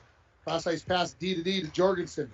Oh, there's a big hit, and that's going to be a penalty coming up on the Broncos. Glowacz, there's a good, great save by Nemec as he came side to side as Donahue was right in front, and they're going to call an interference call here on the Broncos' Glowacz, and that was a ginormous hit by Ben Glowacz. Wow. And if I could have two period saves, that would have been another one by Nemec. And boy, Greenway's kind of taken over. Take my mask off about the last 6 minutes here, Ringer, and much better chances. And if it wasn't for Mitch Nemec, it'd be 1-0, 2-0 game. Yeah, it was Derek Davidson who took the hit from. They are going to say head contact. No, they're telling him to get his helmet on and his mask. 2 minutes, so we got 1 second of 5-on-3, and then we'll be back to 5-on-4 as we'll see how the Raiders come out here. They've got Carlson, Donahue. 20 there is Herfindahl, and then Jorgensen and Ryla. And, did you want one of these things? Because my wife asked if you wanted no, one. I'm good. He's drinking tea. I'm drinking tea, trying to stay good. Davidson is on the bench. The medical personnel are heading over to the bench as we're sitting right in front of us, and that was just now. You know what I have to do? I have to thank Diana. Yeah. For bringing me and Chris over a soft drink. And how's your soft drink? Good, Chris? Thumbs up. And of course, we got the young Dremel kid over there on the camera. Thanks for joining us. And cool stuff. Davidson heading for the locker room here. Looks like he got a cut maybe from his helmet on the bridge of his nose or in his forehead. He looks fine, though. He doesn't seem to be dazed or anything, skating very well. Yep. He's just going to need some medical attention, maybe a stitch or two. 2 minutes for interference. That's blow out. 2 minutes for interference. So 2 minutes, the interference penalty here on Glowak. So again, face off to the left of Nemec. Controlled by the Raiders. Ryla rattles it around the boards to the far wall. Picked up there by Hell. He's knocked off the puck. Skips it out of the penalty box, tried to push that one along, but Carlson picks it up. Carlson along the end wall, has it in behind the Bronco net. Out to the point to Jorgensen. He throws it to the near side. Donahue pipe as that comes into the near corner. Ryla throws it back to Donahue. He skates into the slot, shoots. Nemec knocks it down. Kicked away. Right there was Herfindahl. What a shot and an opportunity. I don't know how he got that. Didn't go in the net. Nemec, amazing. Far wall. This is Carlson. 45 remaining in the period. Minute 20 in the power play. Donahue, sharp angle shot, and we're going to get a penalty coming up on Herfindahl as him and Worley have been going at it, and this is going to even up at 4-on-4. Well, remember, Ringer, when you asked me if it was going to get physical in the varsity game, I said no, absolutely not. I guess, this game's been real physical, and I've been wrong 5 times today, so. Yeah? Probably I got more coming. It's still another 4 hours into this day. I could make a few more mistakes, but anyways, we'll play a little 4-on-4 hockey for, what do we got, Ringer? Next minute 17, which will carry us through into the second period. Again, I gotta apologize to the people down in Greenway. We keep losing connection, internet. I don't know what's going on. We keep losing our connection, and we'll see if we can come up with something here during the break. Face-off control by the Raiders. Again, 4-on-4 hockey. Talmadge shot wide of the far post. Joslin just keeps it in at the point. He shovels it. Savonin picks up the loose puck. Comes in, Jorgensen with the save as he comes to the edge of the crease and comes up and stops that one with 29.9 remaining in the period. 0-0 the score here from Bronco Arena. Yeah, we apologize to the board op too. It's working over there at KMFY, and I'm not sure what or why, but I do know the internet has been suspect in the falls here for about the last week. And lots of gremlins. I don't know what's going on. Yeah, I couldn't even connect at school this morning. Here come the Raiders. Back the other way. This is Bo Carlson. Brings it into the zone. Loses the handle on it. Joslin has it. Lifts it high out to neutral. Chasing back for it is going to be Jorgensen. Pressured there by Wicklund. He avoids that as he goes in behind his own net. 10 remaining in the period. Up along the far wall. Donahue into the zone. Tries to get past Joslin. Joslin knocks it off of his stick. 2-1 as the puck comes loose in behind the net. And that is going to end the first period here with the score. International Falls 0, Greenway 0. We're going to take a 2.5-minute timeout, and we'll come back with more from Bronco Arena. You're listening on KMFY 96.9 in Grand Rapids, K104 in International Falls, and you're watching on yourliveevent.com. It's time to discover the new Buick lineup of craftsmanship and luxurious styling. Washke Family GM Center has great deals on their expectation-shattering lineup, like the 2020 Buick Encore, the compact luxury SUV with a quiet, spacious cabin and comfortable seating up to 5. And the 2020 Buick Envision, the midsize SUV that's a joy to ride. Or go big with the 2020 Buick Enclave, tomorrow's SUV for today's family with seating up to 7. Washke Family GM Center of International Falls. Visit washkegm.com for more details.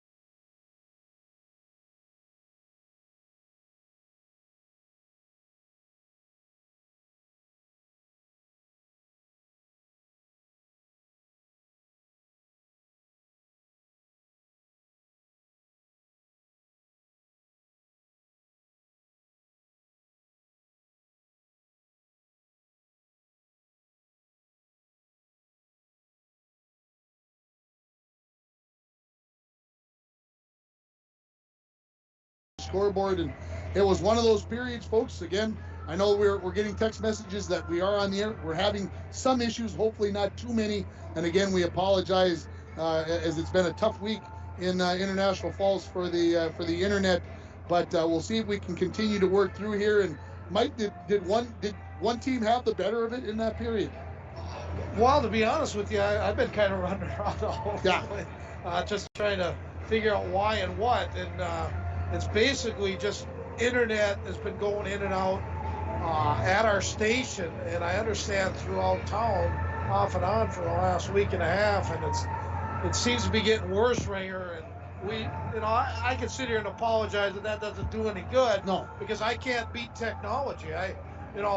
It's all about, we won't mention any company names because that doesn't do any good either, but it is what it is, and we will continue to, as we're as frustrated as people trying to listen, and I can see your face and you can see my face, and neither of us are happy right now, so we just want to put out a good quality product, and we try every time, but we got to get it fixed. We got to get it fixed. We got to make sure that we're able to do this. I can give you an update on Hibbing and Virginia. A Virginia player hurt. They had to kind of delay the game. They actually stopped the second period. They're going to add 1:15 to the third period. 3-1 still, Hibbing leading. They'll add 1:15 into the third period. So it's already through 2 then. They started at 7 o'clock down there on the range because they can get officials they're a little bit faster, a little bit sooner than they can up here in the great Northwoods. It was a game where a first period, where I felt like the Raiders had the better of it. More quality chances, and but Nemec had kept it a 0-0 hockey game. Oh, some of those saves, and I think he knows it's his last home game as a Bronco, because he's been amazing, especially that last 5-6 minutes, where I think the Raiders put on about 12 of their 14 shots during those last 5 minutes, and definitely took over the game, but still tied 0-0. I'm looking at Derek Davidson across the way, folks. He is outside of the locker room, and he's still dabbing at that spot on his forehead. And I think they're trying to work through things to try to help him out and see if they can get him back out onto the ice for the second period. We're going to take another 2-minute timeout, and I promise it will be 2 minutes this time. I won't miss the button. 2-minute timeout here. We're in between the first and second period. No score here from Bronco Arena. You're listening to the Raiders on KMFY 96.9 in Grand Rapids, on K104 the Broncos in International Falls, and you're watching on yourliveevent.com.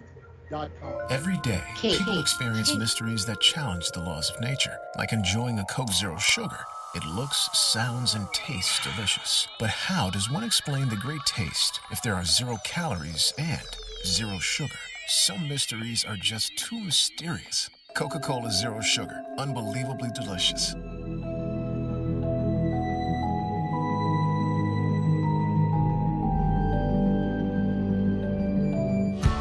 Enbridge's Line 3 replacement project will create thousands of family-supporting jobs. This $2.6 billion private investment in Minnesota will be an economic boost, bring extra county tax revenue for years to come, and a secure and steady supply of North American oil to fuel Minnesota's quality of life. We're focused on safety and ready to get to work. Learn more at enbridge.com/line3US. It takes teamwork, dedication, and hard work to participate in Broncos sports and athletics. The Dent Shop of International Falls knows they need the same qualities when it comes to fixing your vehicles. Steve and his staff at the Dent Shop wants everyone to know that they also do car detailing, install high-performance remote starters, and offer glass replacement service with both pickup and delivery of your vehicles. The Dent Shop of International Falls, way more than just dents. Located on Highway 53, right behind the Mini Freedom store. It's time to discover the new Buick lineup of craftsmanship and luxurious styling. Washke Family GM Center has great deals on their expectation-shattering lineup, like the 2020 Buick Encore, the compact luxury SUV with a quiet, spacious cabin and comfortable seating up to 5. And the 2020 Buick Envision, the midsize SUV that's a joy to ride. Or go big with the 2020 Buick Enclave, tomorrow's SUV for today's family with seating up to 7. Washke Family GM Center of International Falls. Visit washkegm.com for more details.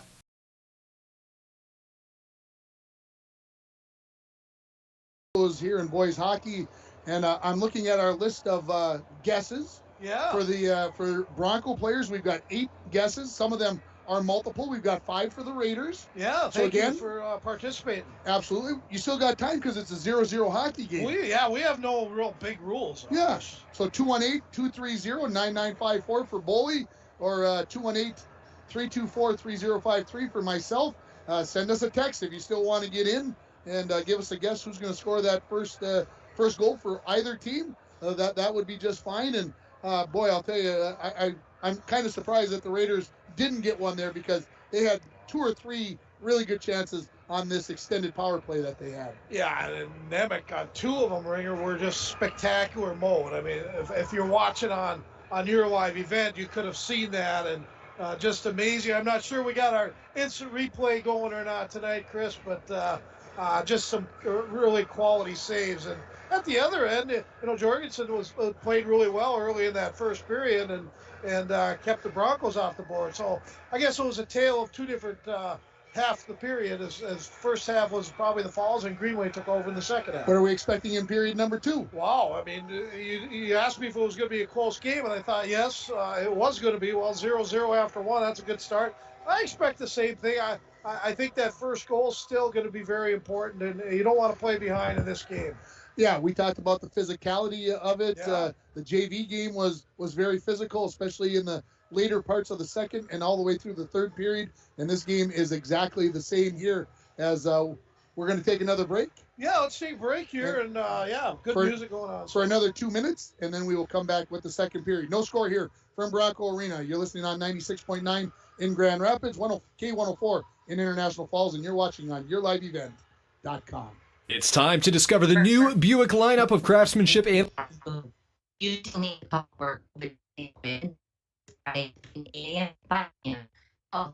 compact luxury SUV with a quiet, spacious cabin and comfortable seating up to 5. And the 2020 Buick Envision, the midsize SUV that's a joy to ride.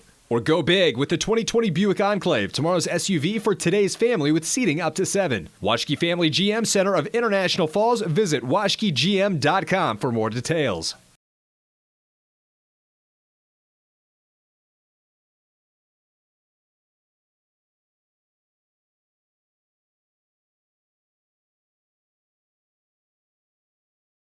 Ice tonight after the game. After the game, yes, I can understand you there, Mike, as we work through some things. As we you live by the technology and die by the technology. That's the way it is in our day and age. Sometimes you just want the 70s back, where we got 3,500 people in this arena and nobody even knows it's on radio or TV. Yeah, and you plug in with a phone line and away you go, and you hope that's what's going to happen, and we'll see what transpires here, as I can hear commercials in my headset, Chris. I don't know if that helps you out any as we continue through. One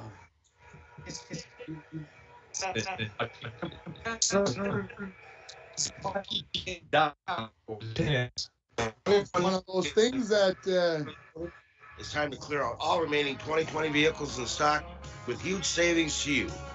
Like this new 2020 Ford F-150 Crew Cab XLT Sport, priced at over $11,000 off, down to only $41,572. Or this 2020 Ford Escape SE all-wheel drive, priced smooth at only $24,813. Stop in for all the details at Worley Motors, 309 5th Street in the Falls.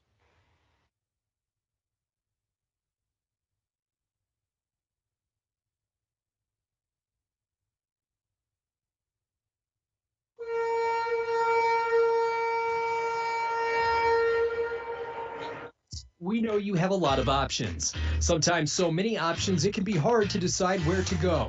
The Dent Shop of International Falls offers the highest quality service, competitive pricing, and a knowledgeable staff. Right now, all auto glass repairs are only $60. If you have a chip in your glass or you have that irritating line through your windshield, bring it in to the Dent Shop. Located just off Highway 53 in International Falls, the Dent Shop. We are much more than just dents.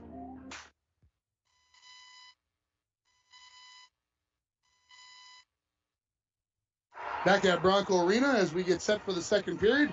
Teams will switch in. The Broncos will be going left to right here in the second period. Obviously, the Raiders then right to left. And it's one of these things that as we get later and later, obviously, Mike, into this hockey game, that first goal is going to be very important. I see you working on something else. So that it's just one of those things that it seems the way the Bronco games have gone this season, something happens early in the second period. And I've got a feeling that that's what's going to happen here as the two teams get ready here for the second period. 2 penalties for each team. Glowak will still be in the penalty box for 34 seconds for the Broncos. Herfindahl will be in the penalty box for the Raiders for another minute 17. So the Broncos here will get a little bit of a power play just moments into this second period as we have 4-on-4 hockey as we get started for the second period. Carlson will take the faceoff against Kostick, who have Dremel, and that is Worley over there on the far side, and also Hell. Raiders win the faceoff. Back in their own zone, Ryla plays it up along the wall to Donahue. Donahue tied up by Worley. Puck comes loose. Going to be picked up there by Hell. Good job by Ezra Carlson to come in with that puck. Taken away from him. Ryla pokes it along, and now Worley skates along the near wall out to center. Gets to the red line. Now to the Raider blue line as he dumps it towards the net. Gets knocked into the corner. Worley in behind the net, picked up there by Ryla. Broncos just 5 seconds away from being on the power play. Ryla down the far side of the ice into the Broncos zone.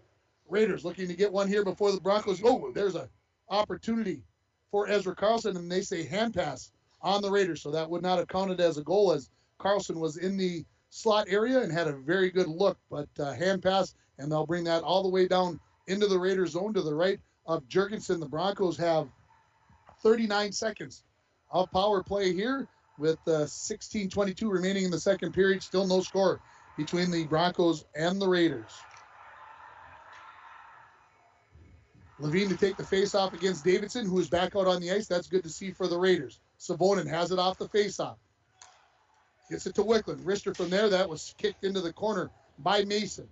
Played along the half wall there, and the Raiders will knock it all the way down the ice. Comes right onto the net to Nemec. 20 remaining in the power play. Wicklund turns along the far wall. Pressured by Davidson.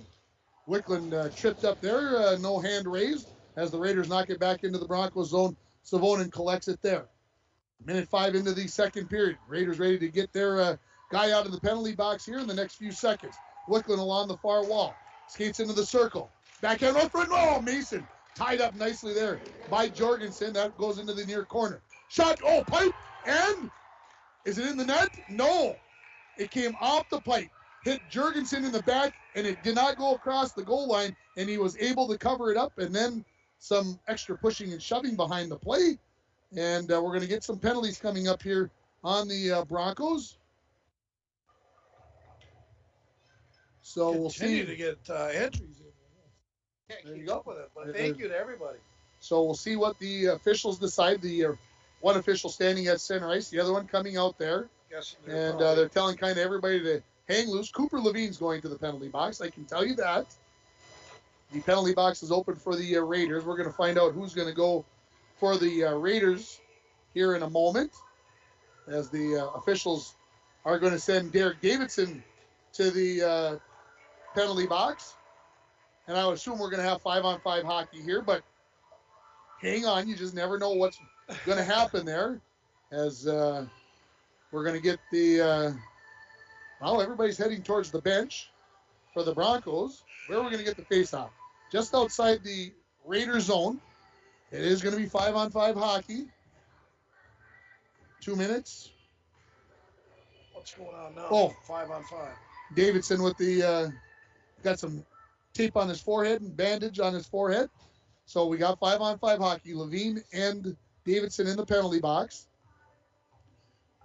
And they're going to get the medical personnel over there to look at that bandage of Davidson. I see what Chris is trying to say to me. And we got a whistle, and the referee's pointing to something. What is he pointing at? I have no idea. We're going to do the face-off all over again here, folks. Lots of stuff going on. Lots of stuff going on. Raiders win the face-off. Wells back in his own zone to Groshon. Groshon in behind his net, back to Wells. Wells cross-ice pass. Tipped away by Skifstead. Comes back out and right back in, and then right back out to neutral. Raiders throw it in here. This is Springer. Nemec out of his own net. 2 minutes for roughing on those two players, and here come the Broncos back the other way. Skifstead chases the puck down in the Raider zone, in behind the net, lays on the brakes. Looking to center, right out front, that hit off the stick of Jorgensen. He didn't know where it was at. Skifstead from midair. They say a high stick. I didn't think it was a high stick. Here come the Raiders back the other way. Springer into the zone on his backhand. Gets cut off there by Zahn. Late shot. Nemec knocks that down with the blocker. Zahn knocks it to the half wall. Pinching in is Grosjean. In the corner, Springer. Aiden Springer out to the point. Comes loose there. Shot. Missed the mark there. Off the stick of Storley. Comes into the corner. Koshik has it there. Skates in behind his own net. 2.5 minutes into the second period. Score remains 0-0 here from Bronco Arena as the Raiders taking on the Broncos. Puck comes loose out to neutral. Jorgensen back to pick it up. Jorgensen along the wall, thrown in to the Broncos zone there by Bo Carlson. Picked up in behind the net by Joslin. Comes to the near wall to Skifstead. Skifstead turns, fires it off the glass. Jorgensen knocked that down, comes back the other way. Picked up there by the Raiders. Knocked around center. And now the Raiders, Jorgensen has it. He'll settle things down for them as he skates towards the Bronco blue line. Into the zone along the near wall. In behind the net, centering pass. That's kicked away off the skate of Herfindahl. Jorgensen picked it up along the far wall. Teams still 5-on-5 here. Just staying onside with Seth. There's Wickland. Skated parallel to the line. Into the zone. Centering pass. Left backside shot. Saved by Jorgensen off the stick of Hell. Raiders try to clear. Kept in at the point by Talmadge. Talmadge lost the handle on it as it comes out to center. Throws it right back in. The Broncos will try to change. Jorgensen along the near wall. Avoids the poke check. Knocks it out to center. Onto the stick. Skating into it, Ezra Carlson. That's sticked into the corner by Nemec. Picked up there by the Raiders. Thrown in behind the Bronco net. Now, Savonin tries to clear, and with a little help from Sether, they do. That hit the referee right in the side, and they're going to say offside, and the ref. Well, everybody else got hurt in this game. The referees might as well get hurt as well, right? I'm just staying here. I ain't getting up anymore, I can tell you. Everybody's getting pucks in the face and the head, and that's a good safe place up here. A heck of a game we got going here. 16 shots on goal for Greenway, 9 for the Broncos, and a good start to this second period. 13:08 remaining in the second period as we have a face-off just outside the Broncos zone. As we get that face-off, that's going to be controlled by the Raiders. Along the near wall, Davidson just out of the penalty box, had it momentarily. Taken away by Glowacz, then Ezra Carlson picks it up. He skates into the zone, goes to Donahue. Big save there by Nemec on the backside. Donahue now has it in the corner. Carlson steps in to help with that. He has his pocket picked by Savonin, who knocks it out to center. Picked up there. Carlson to Donahue. Knocked away by Glowacz. Loose puck, Grosjean into the Broncos zone. At neutral, turn with Davidson. Gets it to Donahue, who skates in. Top of the left circle. Shot, glove down there by Nemec with 12:19 remaining in the second period. No score between the Broncos and the Raiders on your Rainy River Community College scoreboard. Yeah, this timeout brought to you by Canner Electric. For all your electrical needs, both commercial and residential, call Canner Electric over at 500 4th Street in International Falls, 283-8319. Of course, Barrett Olson, one of the co-owners, was on that 95 state championship team. Face off to the right of Nemec. This will be between Springer and Koshik. Comes out towards the point. Jorgensen knocks it to the far wall. Zahn will collect it there for the Broncos. Tries to go out to center. He gets it out there. Ryla tried to put it back towards the zone. Thompson comes back into it. Takes a shot. Jorgensen saved, and he hangs on to it with 12:04 remaining. In the second period, no score here, as we'll get a face-off in the Raider zone to the right of the goaltender, Jorgensen. Koshik down at center. They got old Sether over there on one wing with Tristan Thompson. Skifstead had a darn good shift out there last time he was out there. So this line, of course, 4 players for 3 spots. Face-off controlled by the Broncos. Sether, shot, whiffed. Thompson, shot, whiffed. Comes to the wall. Raiders knock it out to center. It's like the Twins today. Back coming. Oh, jeez. Here come the Raiders. 3-on-2 into the zone. Pass, cross ice, comes all the way to the wall. Pushed along there by Ryla. Taken away by Koshik. Koshik will go in behind his own net. Goes to the far corner. Looking for Sether. Sether gets it out to center. Going to be picked up there by the Raiders. Thrown right back in as Zahn goes back in behind his own net. Zahn lays on the brakes. Goes back into the corner to Joslin. Herfindahl bears in, gets a piece of that puck, knocks it out towards the point. Wells, his shot, high, deflected, goes over the crossbar, comes to the near wall. Picked up there by Bo Carlson to the point to Jorgensen. He throws it into the far corner. Joslin will have it there for the Broncos. He gets it out to neutral. Thrown right back in by Bo Carlson. Just over 11 minutes remaining here in the second period. No score. Out to center. Puck knocked around by Klein. I think it's the first time I've actually said his name. Had some opportunities, just haven't done it. Puck knocked out to center. Koshik, 1-on-3 into the Raiders zone along the far side. Takes a quick shot. Jurgensen will cover it up as he knocked it down with the chest and covers it up with the trapper. 10:50 remaining in the second period. No score on your Rainy River Community College scoreboard. Start your voyage at Rainy River Community College. Your future awaits you right here in your own backyard. Rainy River Community College, 285-7722. There you go. Good play by Koshik. Did a good job carrying that in, 1-against-3, and forced the goalie to save it, and they got a line change. Faceoff goes to the wall. Wells knocks it in behind his own net, knocks it into the corner to Groshon. Taken away there by Wickler. Wickler tries to weave in towards the center, or towards the slot, and it's knocked away. Davidson quickly into the Broncos zone. His shot, that hit Glowak and goes into the corner. Centering pass by the Raiders, comes out to the point. Wells, slap shot off the mark, comes off the end wall all the way out to the point where Groshon backhands it back towards the Bronco net. Cooper Levine tries to get it out to center, but it's kept in there by Groshon. Groshon off to Ezra Carlson. Near side, Davidson. Shot saved by Nemec as he got the elbow on that one, and it goes high into the corner. Talmadge knocks that into the near corner. First one there is going to be Davidson. Leaves that off for Donahue. Donahue. Puck comes towards Ezra Carlson. He hits it off the side of the net. Centering pass right out front. Puck laying there, and it's going to be cleared away by Levine. Levine gets it outside of the blue line, so the Raiders will have to touch up. Under 10 remaining in the second period. Still no score. Stretch pass for Levine. He tips that along, and he'll head for the bench. Back to pick it up is Ryala. Gets it off to Bo Carlson. Bo comes along the near side. Cross-ice pass. Into the zone with it are the Raiders. Picked up there. Quick shot. That was by Wertinen. That hit missed the mark. His first time I've had the chance to say his name. Puck along the end wall now. Savonin picks it up there behind the net. Goes out the far side. Turns towards the center of the ice. Avoids a couple of poke checks there. And knocks it into the Raiders zone where Jorgensen has it. He knocks it back out to center. Big shot there by Zahn. That's saved by Jorgensen. If it had gone in, the Broncos would have been offside. Here comes Ryla with a couple of nice moves into the Broncos zone. Lays on the brakes along the near half wall. Takes a shot. That is blockered away by the goaltender Nemec. In behind the Bronco net now. Centering pass. Comes all the way out. Jorgensen, big slap shot. That hits some traffic. Goes back out to the point. Ryla. Couple of toe drags. Backhanded. Nemec on top of it. And he comes up with the save. Well, what a save it was, and that's our save of the period. Brought to you by Dr. Luke Nemec at Family Chiropractic Center here at International Falls, providing chiropractic care for people of all ages. That's Luke Nemec. He's at 409 4th 74 how much? In International Falls, and that's our save of the period by Mitch Nemec. Bronco girls basketball team wins 74-34 over Nashua Keewatin, so they win their season finale. Boys, oh, that's Big Fork. That's boys. The boys win 74-34 over Big Fork. The boys basketball. Boys basketball team wins. I apologize. Too many other things going on. Face off to the right of Nemec. Puck still not controlled. Finally, the Raiders have it. Out to the point to Groshon. Groshon plays it into the corner. Loose puck picked up there by Caution. Plays it off the end wall to himself. Goes out the far side for Thompson.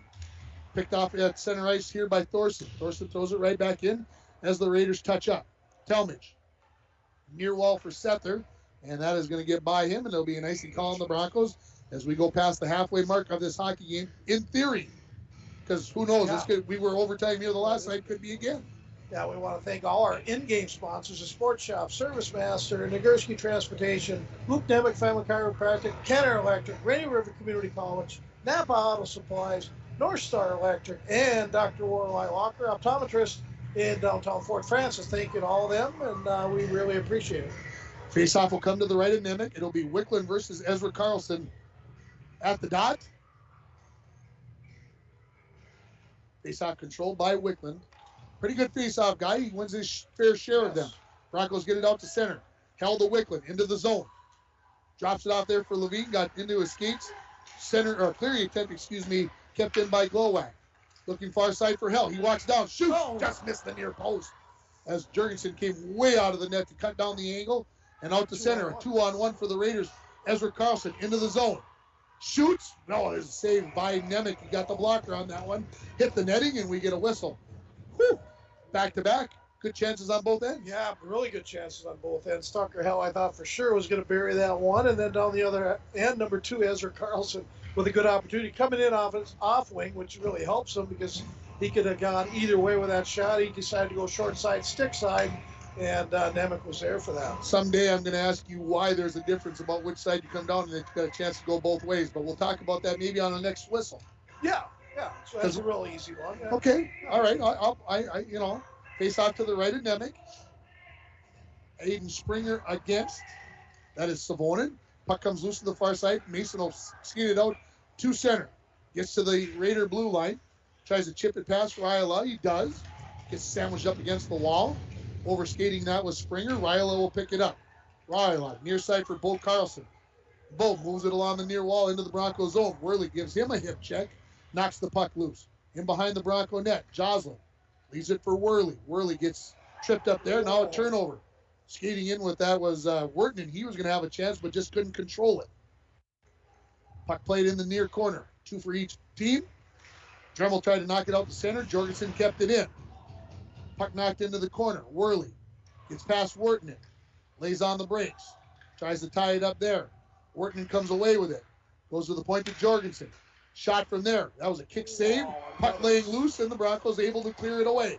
I don't think Nemec ever saw it. He just got the toe out there, and he kicked it away. Under 7 now remaining in the second period. Savonin out from behind his own net. Tipped along by Mason into the Raider zone. Wells. He'll skate into the near corner. Played along the wall. Jorgensen. Tips it out to center. Picks it up there. Knocked away by Levine. Into the zone with it. He's knocked out the puck by Jorgensen. And back out to center. Here comes Herfindahl. Herfindahl in onside. Very, very close. Levine had it. Lost it to Hell. Hell tries to clear it out to center. They do.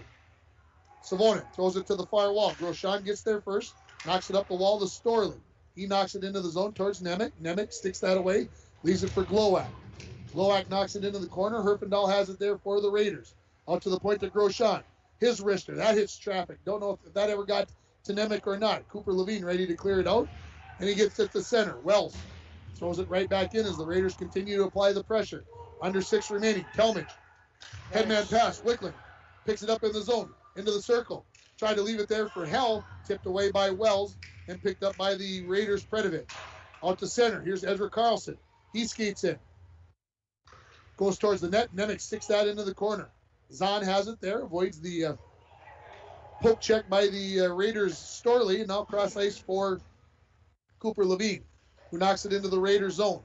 Picked up there by Groshon. He goes cross ice pass, and that'll be an icy call. I think that one maybe was on purpose. Yeah, it could have been. And boy, a nice call. Boy, up and down action right here.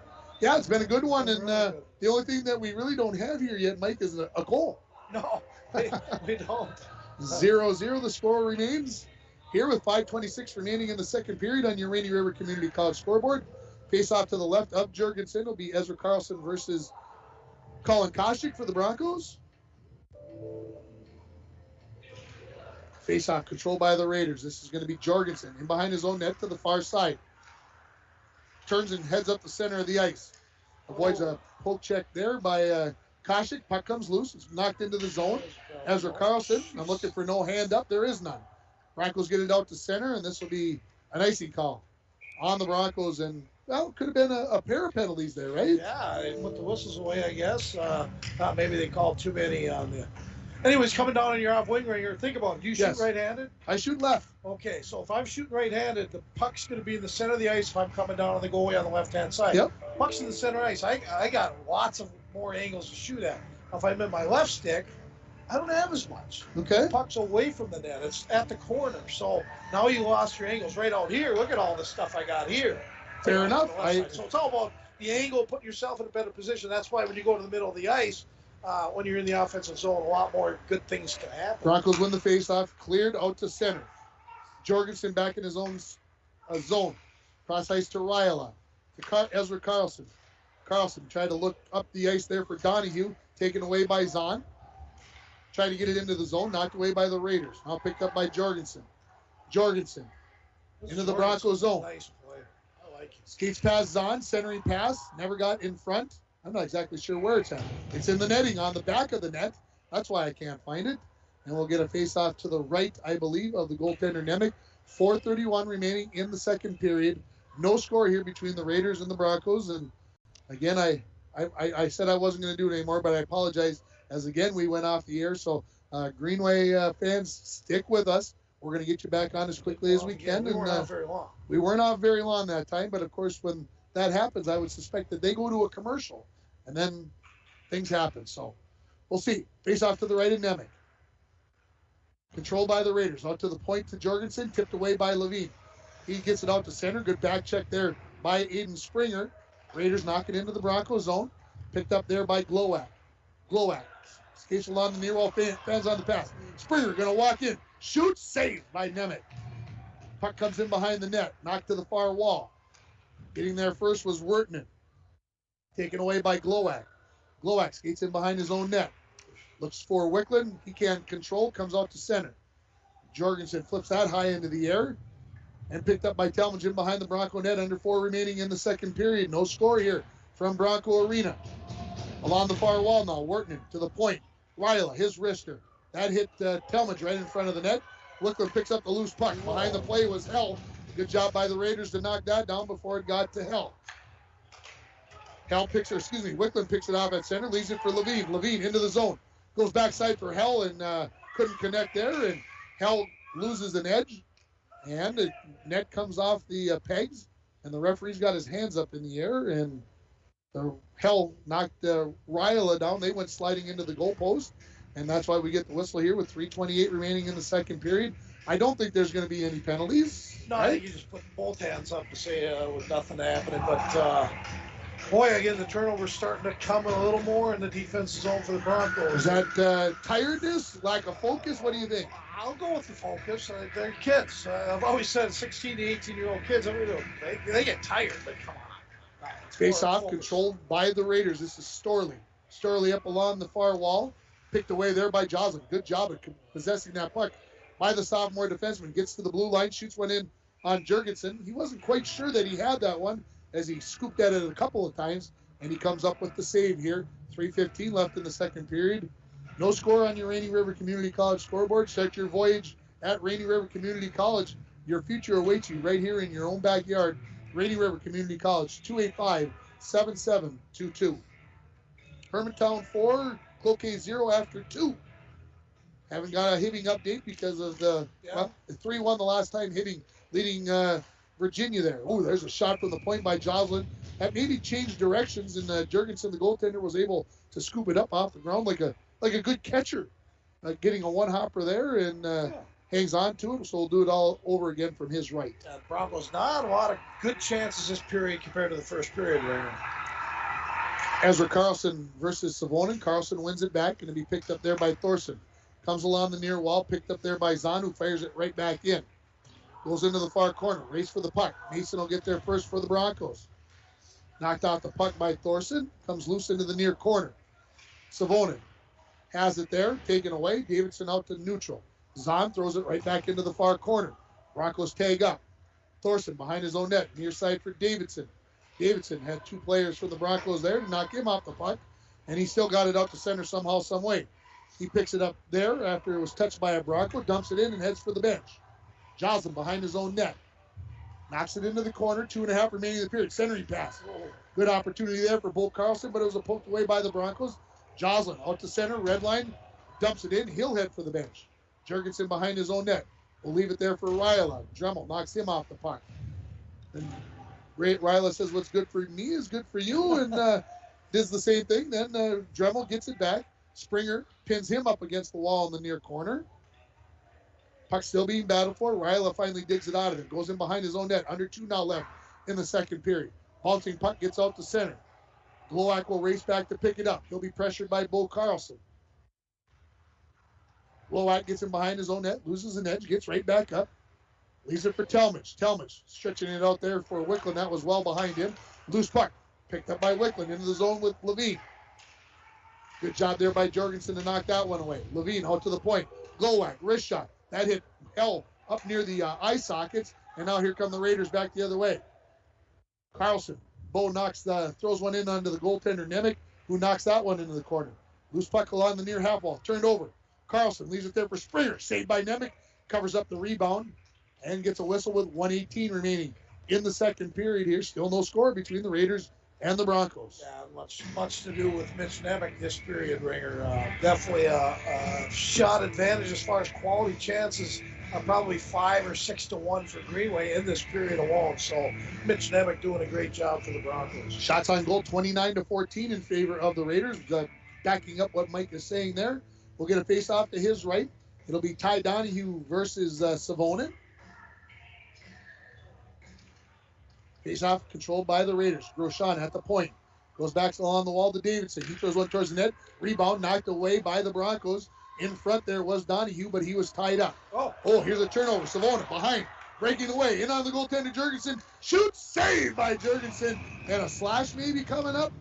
No. Should have been. I thought Wells got a pretty good slash in there on Savonin, but no penalty. And Jurgensen equal to the task on that one as Savonin bearing down on him, and he comes up with his biggest save of the game. Now, borderline two-hander, Ringer.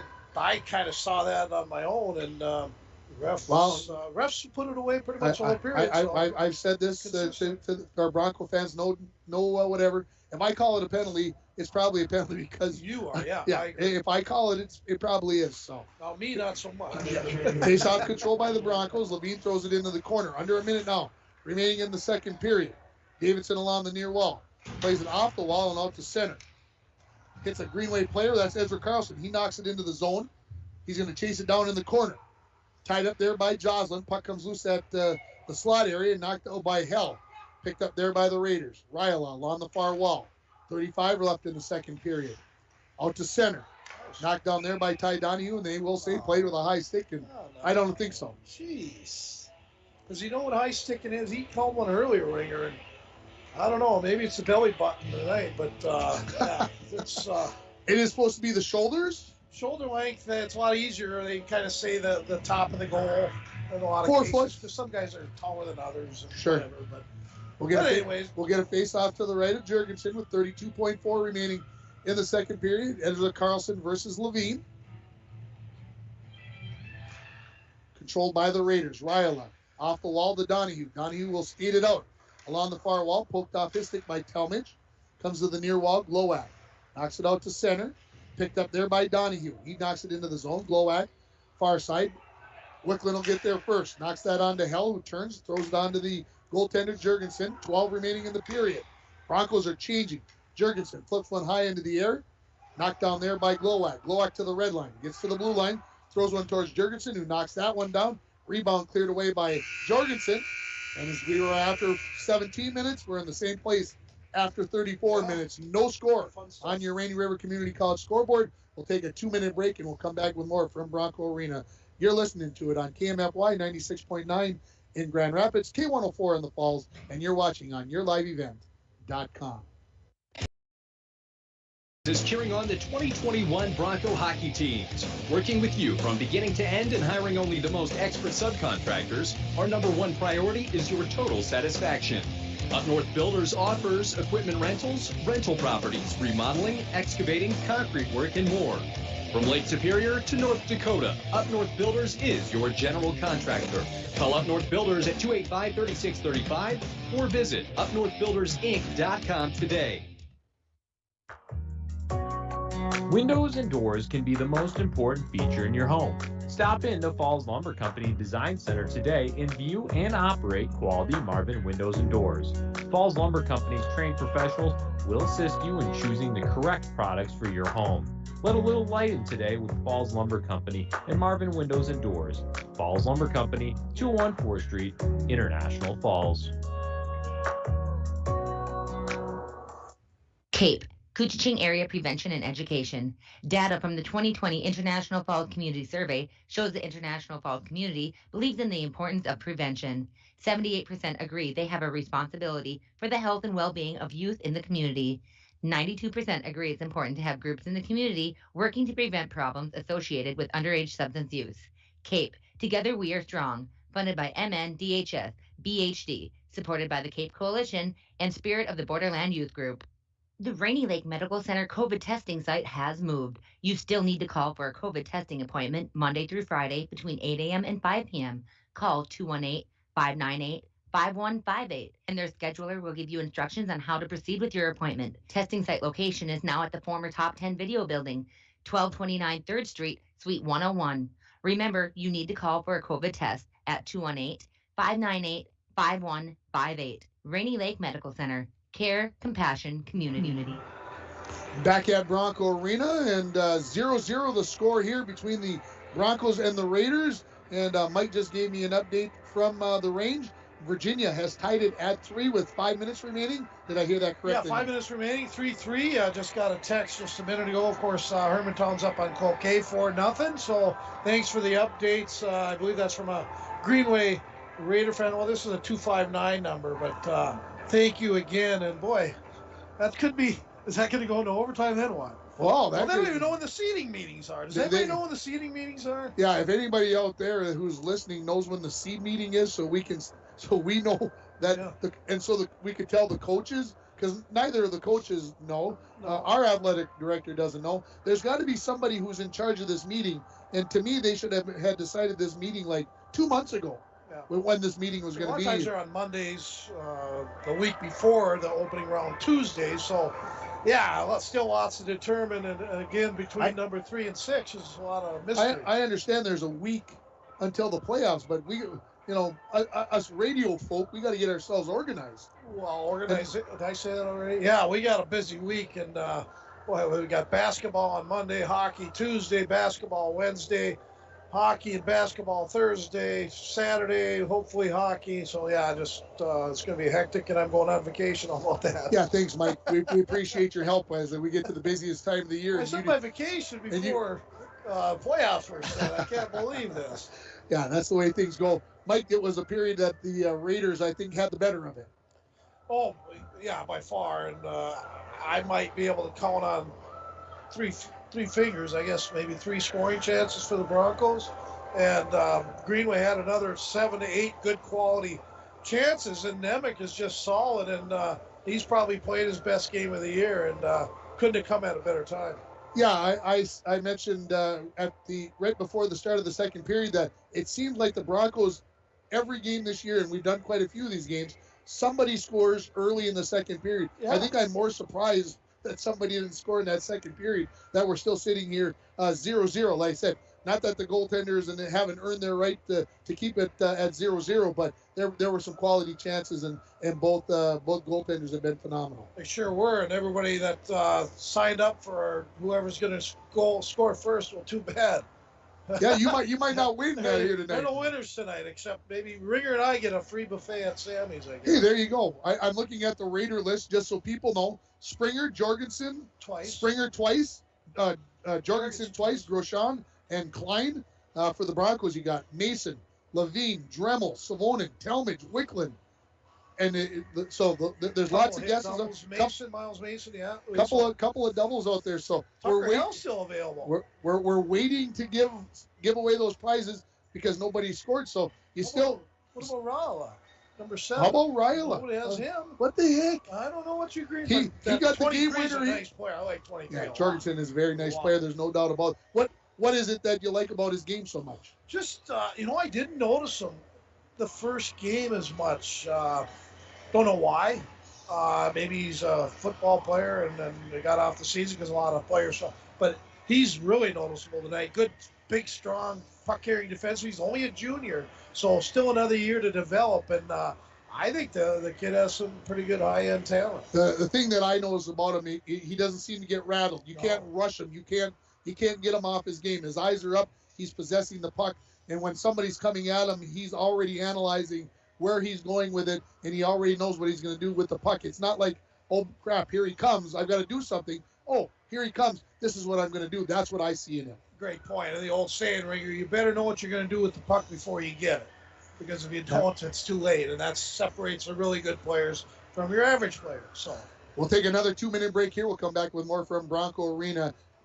It's no score here as the Broncos and the Raiders battle on KMFY 96.9 in Grand Rapids, K104 in International Falls, and you're watching on yourliveevent.com. It's time to discover the new Buick lineup of craftsmanship and luxurious styling. Washke Family GM Center has great deals on their expectation-shattering lineup, like the 2020 Buick Encore, the compact luxury SUV with a quiet, spacious cabin and comfortable seating up to 5. And the 2020 Buick Envision, the midsize SUV that's a joy to ride. Or go big with the 2020 Buick Enclave, tomorrow's SUV for today's family with seating up to 7. Washke Family GM Center of International Falls. Visit washkegm.com for more details. Enbridge's Line 3 replacement project will create thousands of family-supporting jobs. This $2.6 billion private investment in Minnesota will be an economic boost, bring extra county tax revenue for years to come, and a secure and steady supply of North American oil to fuel Minnesota's quality of life. We're focused on safety and ready to get to work. Learn more at enbridge.com/line3US. Every day, people experience mysteries that challenge the laws of nature, like enjoying a Coke Zero Sugar. It looks, sounds, and tastes delicious. But how does one explain the great taste if there are 0 calories and 0 sugar? Some mysteries are just too mysterious. Coca-Cola Zero Sugar, unbelievably delicious.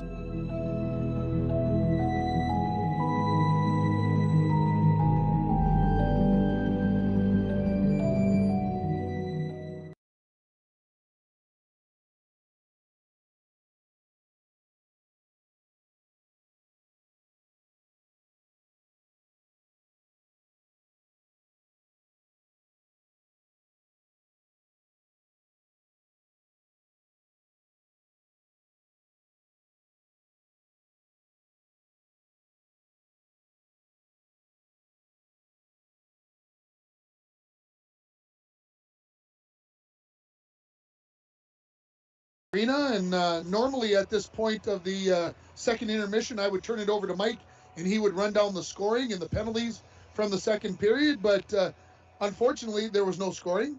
There were no penalties.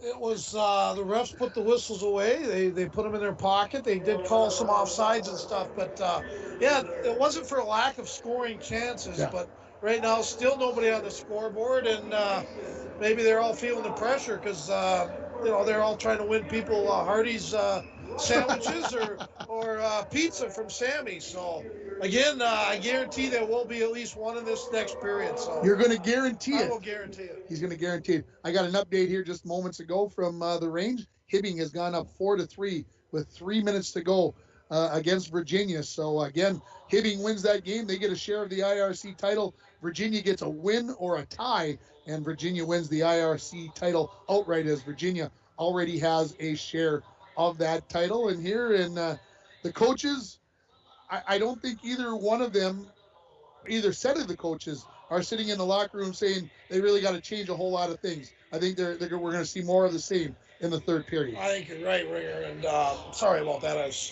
We have to change an ad tomorrow. I didn't like what I just heard on one of our ads that played. But anyways, we'll get that changed, and I think next goal wins. I'm going to go out on a limb there. But So you're going to say it's going to be a 1-0 game? remember Larry Ross, we'd sit in the locker room, and that was just, he always came in the third period, and he usually sent it towards the end right before we went on the ice, and he was right most of the time, and the reason he was right, because he told us we got to go out and get that next goal. We might not win that game, and more often than not, of course, we went out and scored that next goal, and so it brings back some good memories of Pops. Yeah, absolutely. And what we're going to do here is we are going to take a final break as the Zamboni has left the ice, and we'll get the teams back out. I see the Raiders coming out of the locker room, so we'll take a 2-minute timeout, and we'll come back with the third period. Folks, it's going to be an exciting one. Don't go away. You're listening to it on KMFY 96.9 in Grand Rapids, K104 in the Falls, and you're watching on yourliveevent.com. You want a great deal on a brand new Ford SUV? Then now is the time. Hi, this is Lee Ness from Worley Motors. We have an all-new 2020 Ford Edge Titanium all-wheel drive, priced to move at over $7,100 off of retail at only $35,583. Or we have a new 2020 Ford Escape SE all-wheel drive, Sedona orange in color, blowout priced at only $24,813. Hurry in before these special deals are gone at Worley Motors, 309 5th Street in the Falls. It's time to discover the new Buick lineup of craftsmanship and luxurious styling. Washke Family GM Center has great deals on their expectation-shattering lineup, like the 2020 Buick Encore, the compact luxury SUV with a quiet, spacious cabin and comfortable seating up to 5. And the 2020 Buick Envision, the midsize SUV that's a joy to ride. Or go big with the 2020 Buick Enclave, tomorrow's SUV for today's family with seating up to 7. Washke Family GM Center of International Falls. Visit washkegm.com for more details. Every day, people experience mysteries that challenge the laws of nature, like enjoying a Coke Zero Sugar. It looks, sounds, and tastes delicious. But how does one explain the great taste if there are 0 calories and 0 sugar? Some mysteries are just too mysterious. Coca-Cola Zero Sugar, unbelievably delicious.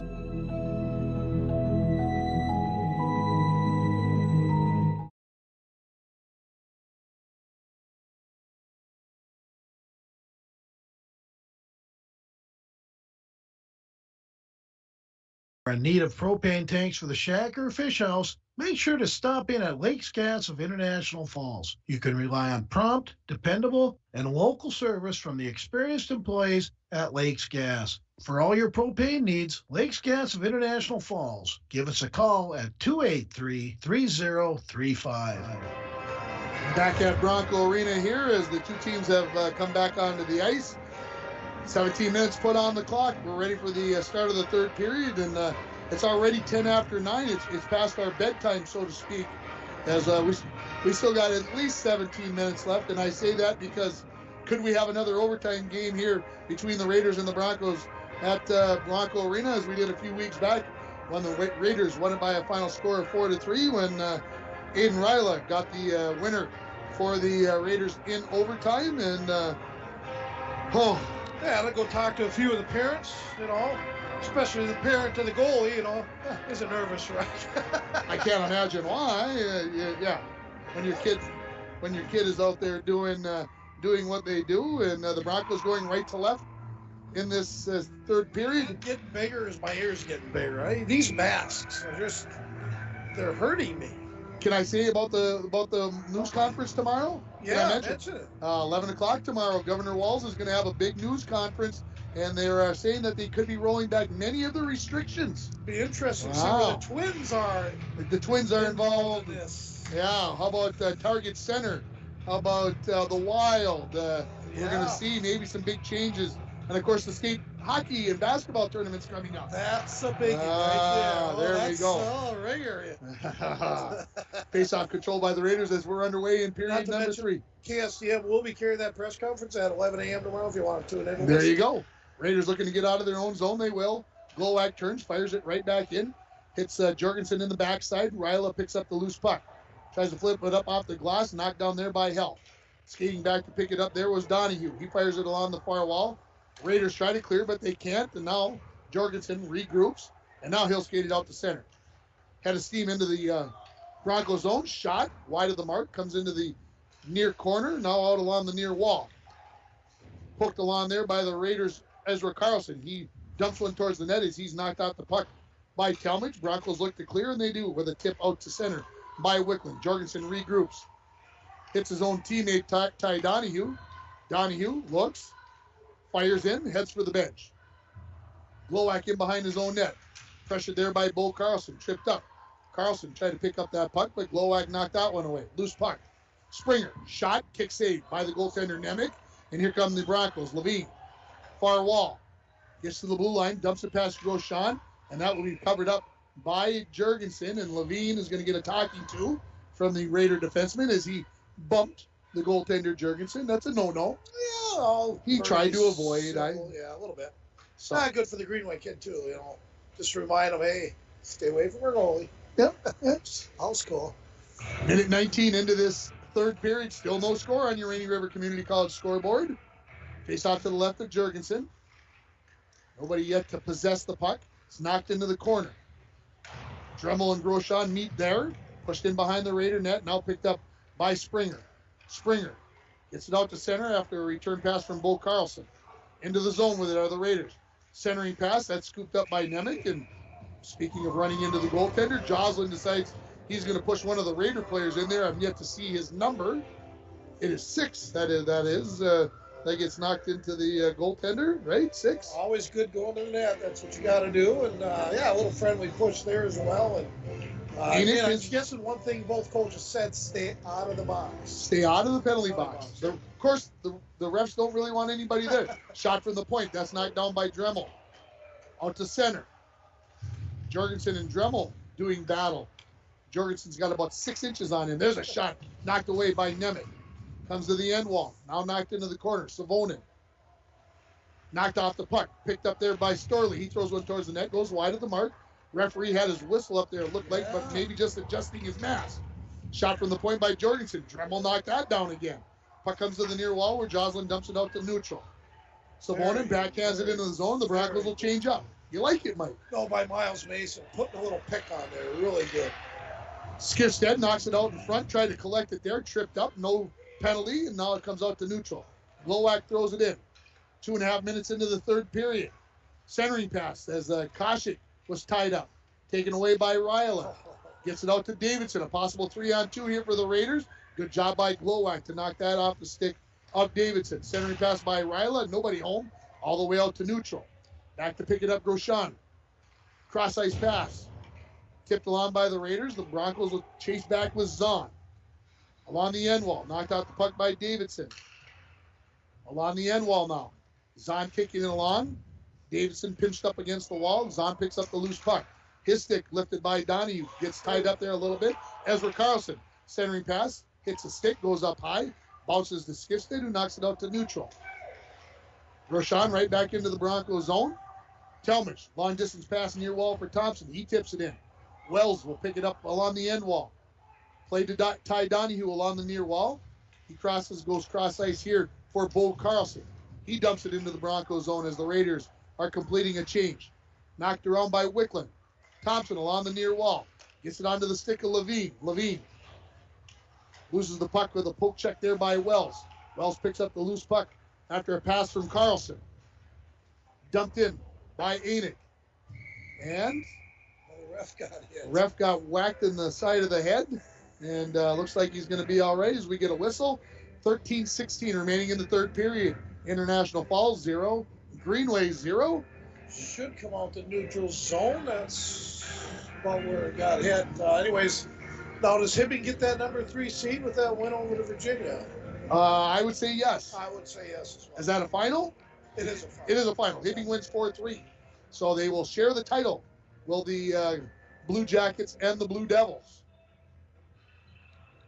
Yeah, interesting. So that's 3 would play 6. So that would be Hibbing and Greenway, Evelyn, Virginia. Excellent. We'll see if that's the way it plays out. Broncos control it off the faceoff. Worley throws it out to the far side. Picked up there by the Raiders. Centering pass, tied up in front, came all the way to the near wall. Big slap shot by Ryla. His shot goes wide. Played back in behind the Bronco net. Joslin has it there. Knocked along by Enig. Now the Broncos. Hell tries to clear it. Ryla keeps it in. Wrist shot. Gloved by Nemec, and he hangs on to it there. Bronco girls basketball defeated Nashua Keewatin. I'm told easily. I didn't get a score. Just said won easily. And then, if I can, before you do this read, the Broncos needed Ely to beat Greenway in girls basketball tonight. Yeah. Coach Boyle texted me and said Ely came through, beat the Raiders tonight. Wow. So the Broncos trying to get into a home game situation. Who knows what's going to happen? Nice. Good. Go get them, girls, because we want that home game.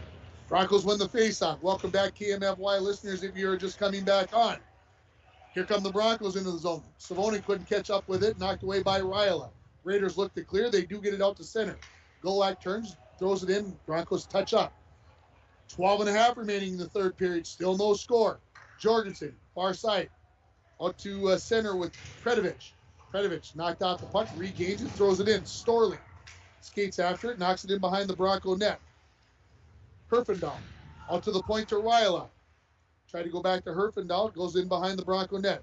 Talmadge tied up, knocked down, no penalty. Dremel gets it off to Savonin. 2-on-2 with Mason into the zone. Savonin throws one towards Jurgensen. He knocks that into the corner. Savonin gets there first. Mason picks up the loose puck to Joslin. Shot from there. That hit traffic, went wide. Picked up again by Mason along the near half wall. Centering pass by Skifstad. That gets past Savonin. Out to the defenseman. Zahn will throw it into the corner. Skifstad in behind the Bronco net. Tips it right out front, and Jurgensen will put the trapper on top of it. Stop the clock with 11:35 remaining in the third period. No score on your Rainy River Community College scoreboard. Miles Mason always seems to make the right play and the right move all the time. Of course, yes, Miles Mason is the son of Bill Mason, a 1979 graduate, played at the UMD, and the nephew of Bob Mason, former NHL Olympian, goalie with the Washington Capitals and all that. So that's Bob Mason's nephew. Faceoff comes out to the point. Centering pass held. Saved by Jurgensen. Rebound. Oh, Wickland pushed that one wide. Hit the side of the net. And then Jurgensen will jump onto it. And there's the best opportunity of the game for the Broncos. And Jurgensen comes up with the big save. By far, drive the net. Brady Wickland. Brought to you by Nagurski Transportation. Moving your product safe and fast. Hey, it's Nagurski Transportation. Always looking for new professional drivers to join their team. Hey, get a hold of Kevin Nagurski, of course, a 1975 graduate. Went to Notre Dame to play hockey. Nagurski Transportation. Raiders win the faceoff. Ryla in possession. Comes up along the near wall out to center. Joslin turns and fires it right back on Jurgensen. Gloves it. Throws it down there for Jorgensen. Tried to clear. Kept in by the Broncos. Puck comes loose to Jorgensen. Leaves it in the corner. Hell has it there. Skates out of the corner. Shoots. Wide. Comes off the end wall. Kept in by Joslin. Joslin throws it in from the point. Jurgensen gets the blocker on that. Centering pass. Knocked away by the Raiders, and now they'll skate it out. This is Ryla. 3-on-2. Here come the Raiders into the zone. Ryla shoots. Nemec, the glove save right at his chest, right at the breastplate, and he'll hang on to that with 10:46 remaining in the third period. Still no score here between the Broncos and the Raiders. Yeah, this time all brought to you by Napa Auto Parts, your locally owned Napa Auto dealer right here in International Falls, where you can always find quality parts. Batteries. Yeah, batteries. Ringer. You know, it's almost pontoon season, and a helpful staff at Napa Auto Parts. They're open 7 days a week. Thank you to Todd Bush and his staff over there. And he always says, go Broncos. Eli mentioned that this morning, that he was hoping that it was summer so we could get out on the pontoon. Well, it's not too far away, Ringer. Face off to the left of Nemec. One back by Koshik. Glowak rattles it around the boards. Skifstad can't clear. Kept in there by Grosjean. Far wall. Bo Carlson kept in at the point. Picks up the loose puck. Comes out to Grosjean. Grosjean skates along the wall. Shoots. That deflects and goes to the end wall. Grosjean keeps after it. Had the puck. Knocked off there by Glowak. Skates back in behind. Does Grosjean in the corner. Knocked away by Talmadge. Loose puck picked up by Koshik. Skates it out of the zone. Comes to the near wall to Thompson. Thompson into the zone. Chips it past the defenseman. Grosjean takes a big swipe at it. Missed. Puck still rolling. Now comes onto the stick of Wells. Plays it off the far wall. Bo Carlson. Along to Springer. Springer. Plays it in behind the Bronco net. Going to be picked up there by Enoch. Enoch. Out to center. Raiders have it back in their own zone. Jorgensen goes in behind his own net. Both teams making changes. Comes out to center. Talmadge fires it right back in. Jorgensen out of his net. Leaves it for Ryla. Ryla pressured by Dremel. Turnover. Dremel skates into the circle to the point to Joslin. Wrist shot. Jorgensen saw it all the way, knocked it down, covered up the rebound, and he'll stop the clock with 9:27 remaining in the third period. No score on your Rainy River Community College scoreboard. Yeah, Miles Mason, another good opportunity there. And a big face-off coming up. Savonin line's been pretty good all night right here. Face-off to the right of the goaltender Jurgensen. It'll be Savonin versus Herfindahl here for the face-off. Second line versus third line. Face-off win. Dremel's wrister hits traffic, comes back to the near half wall. Clearing attempt by the Raiders, kept in by Joslin. He'll throw it into the far corner. Loose puck. Knocked into the behind the net by Dremel. He picks it up there. Looking to center. Gets out to the center. Out to the point where Jocelyn throws it in. Raiders pick it up there and out to center. Right back in by the Broncos. Comes on to Jurgensen, who will cover it up as Mason and Dremel both bearing down on him. Under 9 minutes now remaining in the third period. Still no score here on your Rainy River Community College scoreboard. Interesting third period it has, but I believe the Broncos have had probably the better of the play here in the third period. Kind of a little different than what happened in that second period. But again, 8:59 left. Again, that next goal is extremely large. I did guarantee a goal this period. You did. Yeah. You did. Ezra Carlson versus Wicklund. Wicklund wins it back. Levine was tied up. Got it to Wicklund. Right back to Levine. He walks in. He whipped on the shot. And the puck just harmlessly rolls on to the goaltender, Jurgensen, who jumps on top and covers it up. And that would have been a penalty in the NHL for hooking, but not here tonight at Bronco Arena. Nice. At least they're consistent, which is all I usually ask for when I was. And they have been, right? Yeah. Would you say that? They have been. I agree. We had 4 penalties in this game. They were all in the first period, and we have hardly had a whistle since. Yeah, they cleared out the marbles out of their pocket, and here we are. Wicklund right off the face-off, pushes it right onto the goaltender. Jurgensen covers it up. We'll do it all over again from his left. Well, Wicklund went forward there. I say he goes back on this one. You never go forward twice, do you, Ringer? I wouldn't say you would, but yeah, he goes backwards out to the point. Shot by Glowak, just wide of the near post. Comes off the end wall, poked out to center. No. Knocked back in by Talmadge. Just lost it along the near wall. On the end wall, Levine looks. Wicklund catches it in the slot, shoots, save. And jumping out on the rebound is Jurgensen. Another good opportunity for the Broncos. I think Brady Wicklund's best game of the year, Ringer. I didn't see him in the first Greenway game, but he's been very active, very important to be like this on a regular basis. The kid has lots of skill, lots of talent. The only thing I want to see more out of him is showing up every shift of every period of every game. And he's definitely got the skill set. Just outside of the halfway mark of this third period, face off to the right of the Raider net, and the Raiders control. This is Ryala. Springer winning that face-off back. Far side for Jorgensen. Knocked off of his stick. He had to go back and retreat to pick up that one before Mason could get there for the Broncos. Had an opportunity at right in front of the net. Jorgensen, wow, had a scheme out of the zone. Knocked off the puck. Broncos throw it right back in. Some big hits in this hockey game tonight, Mike. It's been a good one. Talmadge in his own zone. Nice. Tipped in by Mason. Ryla along the half wall. Knocked out to center by Enoch. Here come the Raiders. This is Springer into the zone. On his backhand. Lays on the brakes. Turns. Thought about the wrist shot. Knocked away by Savonin.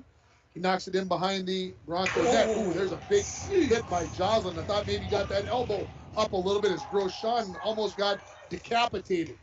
Into the zone with it is Savonin now. He loses an edge. Wells picks up the loose puck. Far side. This will be Hell. He dumps it in to the Raiders zone. 7.5 left in the third period. Levine looking for the turnover. Couldn't control it. Herfindahl knocks it to the near corner. Hell knocks him off the puck, and then the Raiders get the loose puck. They'll send it down and take an icing call here. 7:19 remaining. Period number 3. No score between the Broncos and the Raiders. Yeah, and I don't think this game matters a lot as far as where the seedings are going to end up. But boy, don't tell that to these kids as they're out there every shift and somebody wants to score a goal. And this period, the Broncos have had the better chances and the territorial advantage as well. Shots on goal, 35-24 in favor of the Raiders. It was 30-17. Yeah.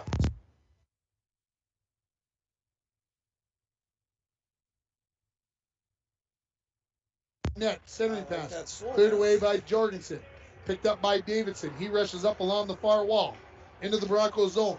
219's there, do battle. Puck comes loose after the centering attempt by Davidson. In the corner, it's going to be Ezra Carlson. He's going to skate out of the corner, poked off of his stick. Picked up by Davidson. Davidson centers one, goes right through the blue ice and to the near wall where it's picked up by Hell. Head of steam into the Raiders zone. Takes a long shot, goes wide of the far post. Broncos were changing behind the plate.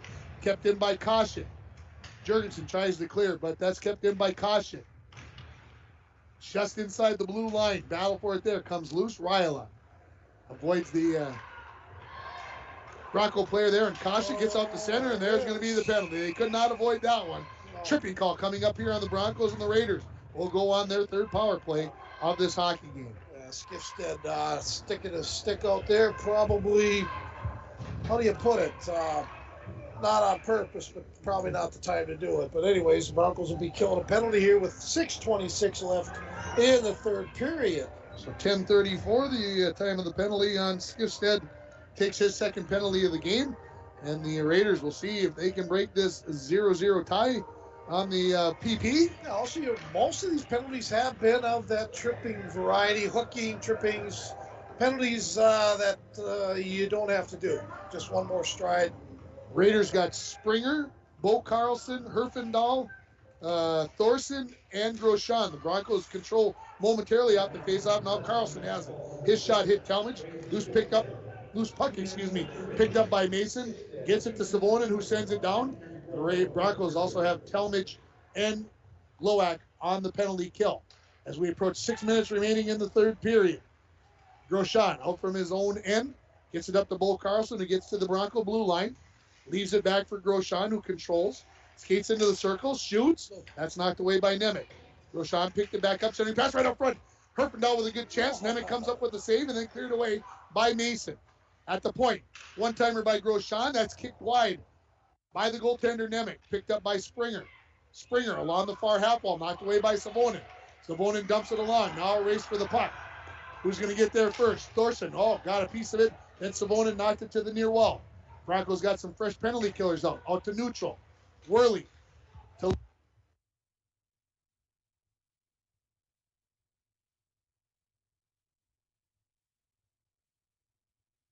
net. Davidson to the red line, dumps and chases it. 45 remaining in the Raider power play. Ty Donahue in the corner. Comes around, comes out to the point to Ryla. Ryla back along the wall to Donahue. Skates off the wall, into the slide, shoots, hits traffic. Jeez. Hell turns, fires it down the ice. Under 5 now remaining in the third. 6-1 final, Hermantown over Cloquet. Okay. I know it sounds weird, but that's closer than I thought it would be. That is weird to say, but you are. I agree with you. Head of steam now for Jorgensen. Into the Broncos zone from end to end.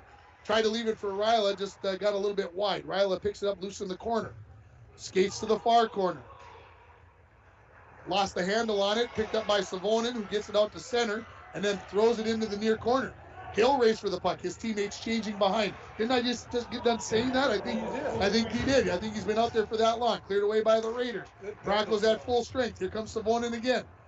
Shoots from the blue line. Jorgensen gloves that with 4:17 remaining in the third period. Still 0-0, folks. Yeah, some good penalty killing. Talmadge and Worley and Savonin, Miles Mason just doing a great job. Cooper Levine. And that's kind of the poor man's job, is killing penalties. You know, all the dirty power work. play stuff is all the fun, and you get all the points. But good job there by those kids. Face off to the left of Jorgensen.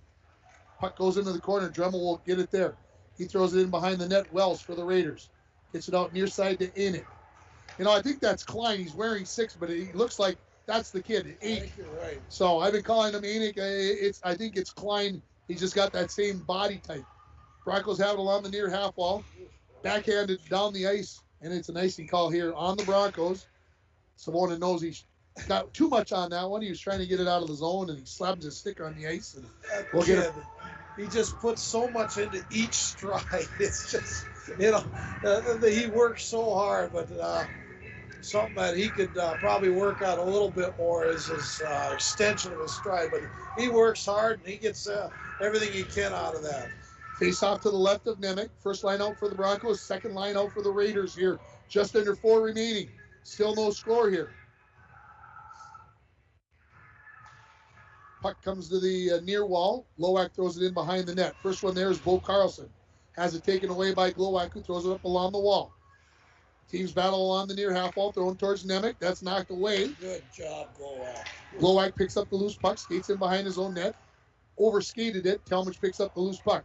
Near side for Hell. Hell cannot get it out to center, as Springer throws it right back in behind the Bronco net, as the Raiders are going to change their forward line.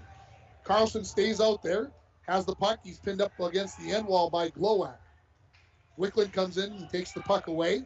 Comes to the near wall. Hell tries to tip it out of the zone. Can't. Kept in by Ezra Carlson. He throws one towards the Bronco net. Picked up there by Glowak. Stretch pass. Picked out by Ezra Carlson. He skates in. has it knocked off of his stick by Talmadge in the corner. Davidson skates out the wall. Nemec sticks that away to the far wall. Davidson will chase it down there. Out to Grosjean. He skates to the circle. Shot. Got to Nemec through a bunch of traffic, and he covers it up on the rebound and stops the clock with 2:53 remaining. Well, that's our save of the period, too. Brought to you like by Luke Nemec of Family Chiropractic Center of International Falls, providing chiropractic care for people of all ages. Luke Nemec, he's at 409 4th Street, downtown International Falls. So if you have a sore back or something's not right or aligned right, Luke Nemec's your guy. Isn't that the way it is when you're like 50, 60 years old? Yeah. You're always out of alignment? Yeah, right in that area. But, Luke Nemec, he's done this for a while. He knows what he's doing. Face-off, controlled by the Broncos. Comes to the end wall. Going to be picked up there by Storley. Storley backhands it out to the point. Ryala couldn't control. Jorgensen throws it right back into the corner. Storley goes to the far corner. Loose puck. Zonal on the wall. Just out of the reach of Skipstead. Jorgensen. Slap shot. Stick save by the goaltender Nemec. Comes back into the corner. Joslin will be the first one there. Joslin. Good hit there by the Raiders, but out to center and all the way down. No icing here. Ryla back along the wall. Knocked off the puck by Skipstead. Thompson has it taken away. The Raiders out to neutral. Ryla, good move there as he got past Koshik into the zone. Wrist shot. That hit traffic. Oh my goodness, nearly tipped on as Nemec did the splits, and I think maybe kept that one out of the net. Thrown into the corner. Hits the referee again.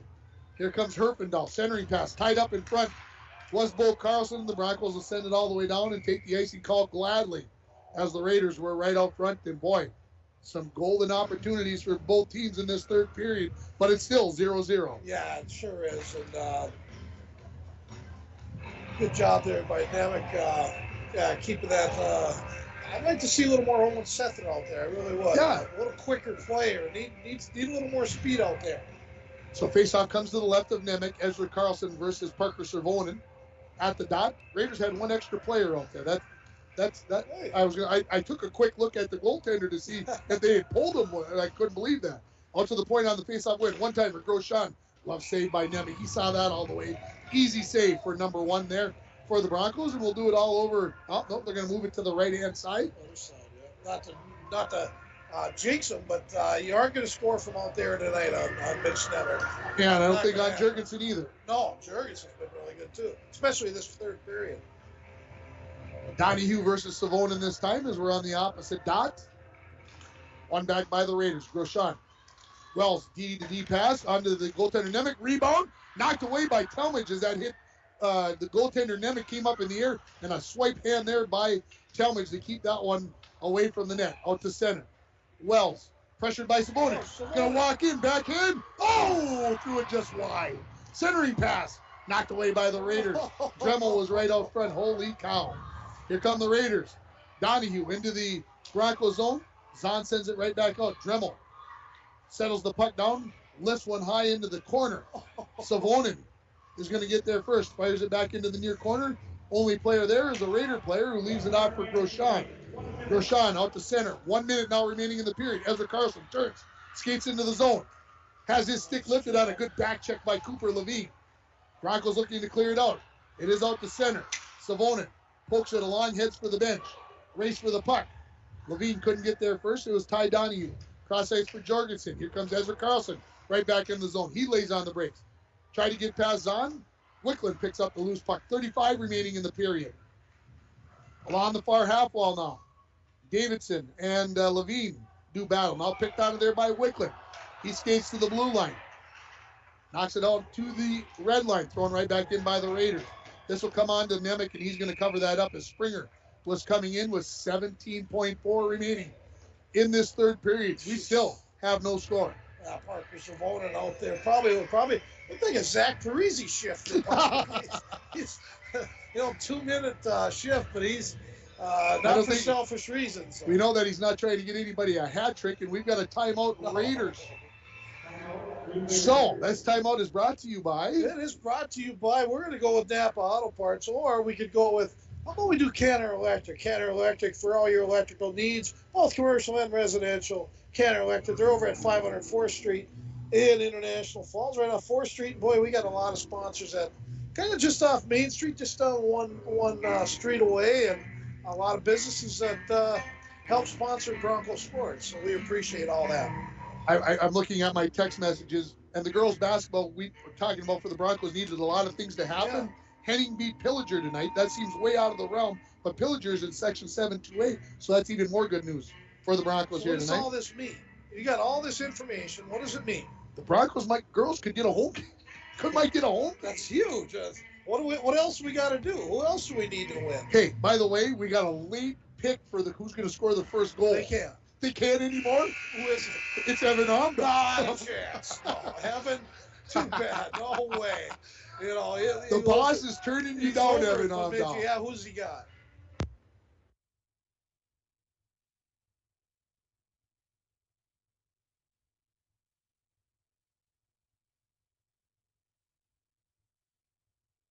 For remaining as we come back, Savonin to take the face-off versus Donahue. Everybody getting a little anxious. They drop the puck. One back by Savonin. Talmadge rattles it around the board. Comes to the near point. Jorgensen there. Backhands it into the corner. Ezra Carlson tied up there. Now along the near half wall. 5 remaining in the third period.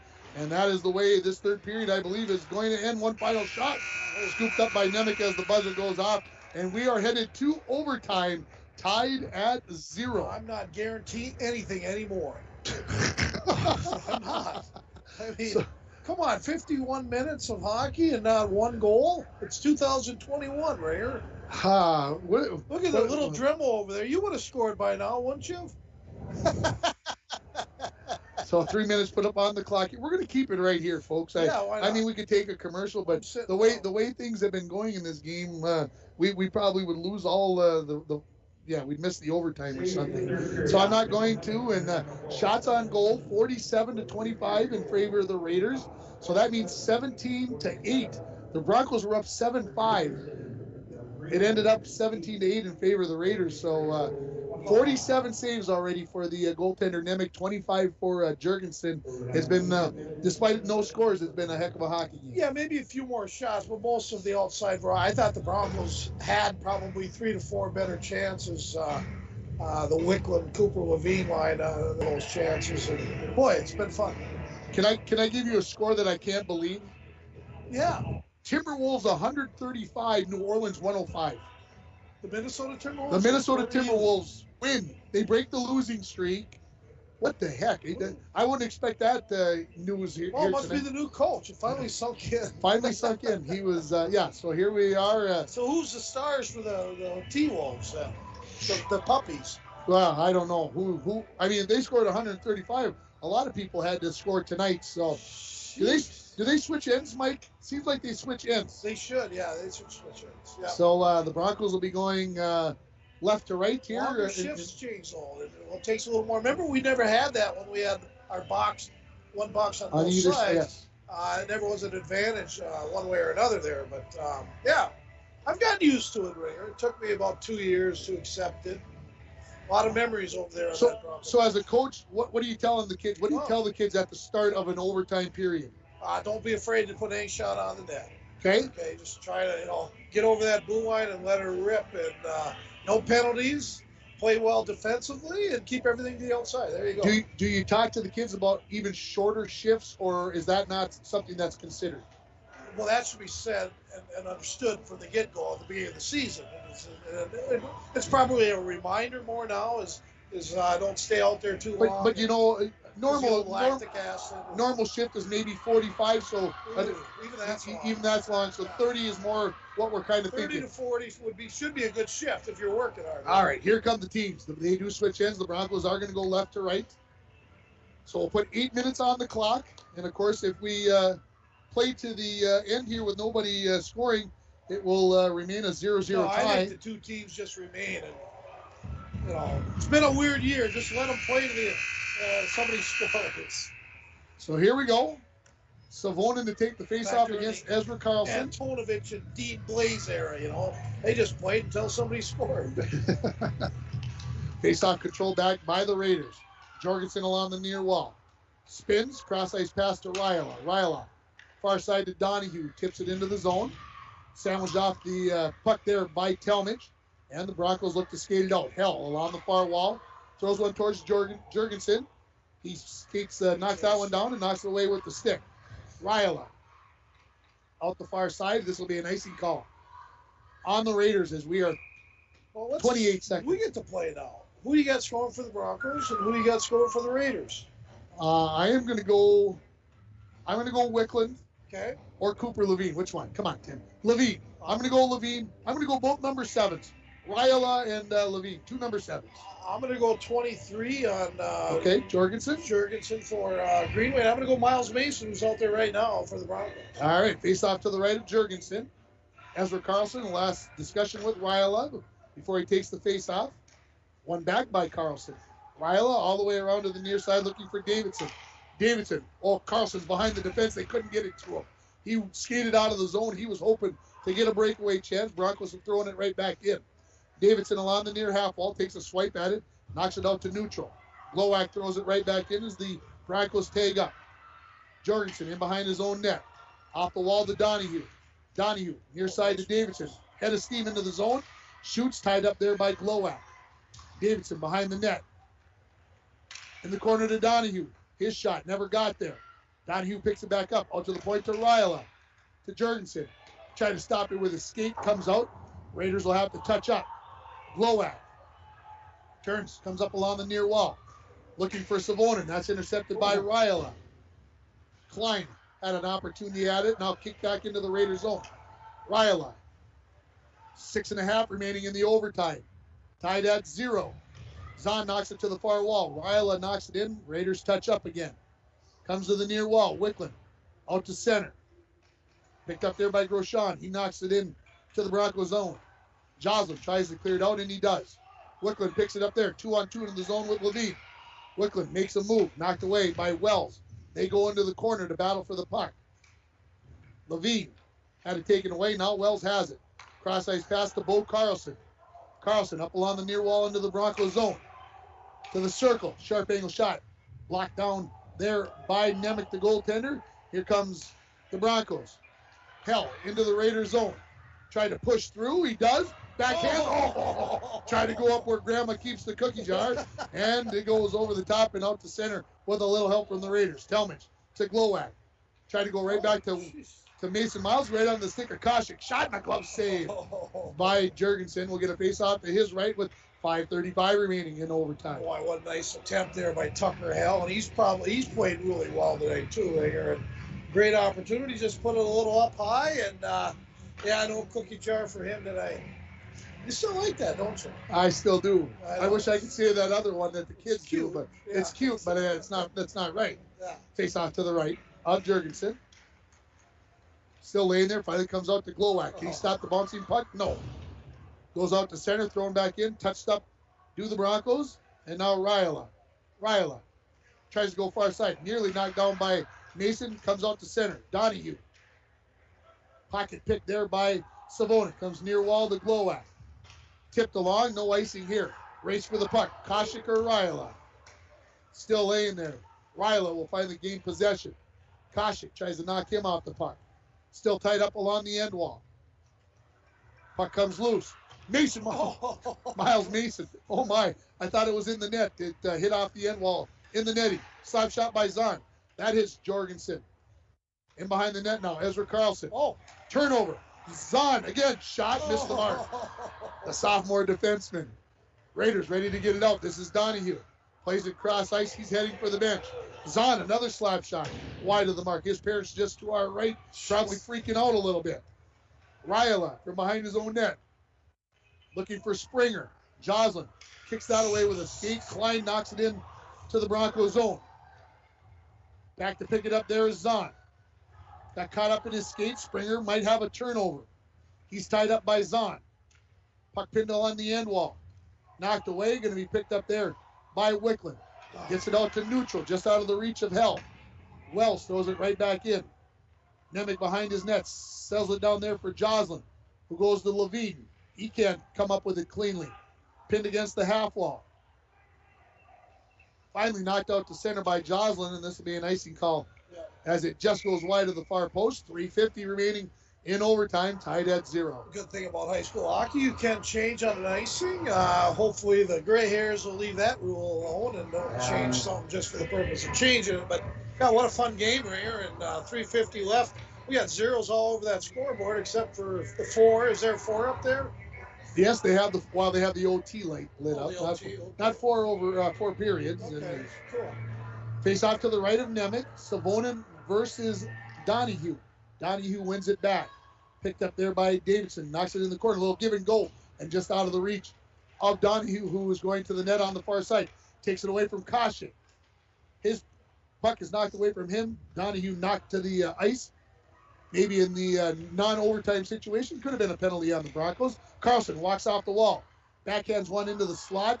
Cleared away by the Broncos. Here comes Savonin. 2-on-2 into the zone with Koshik. Dumped into the corner. Jurgensen knocked off the puck.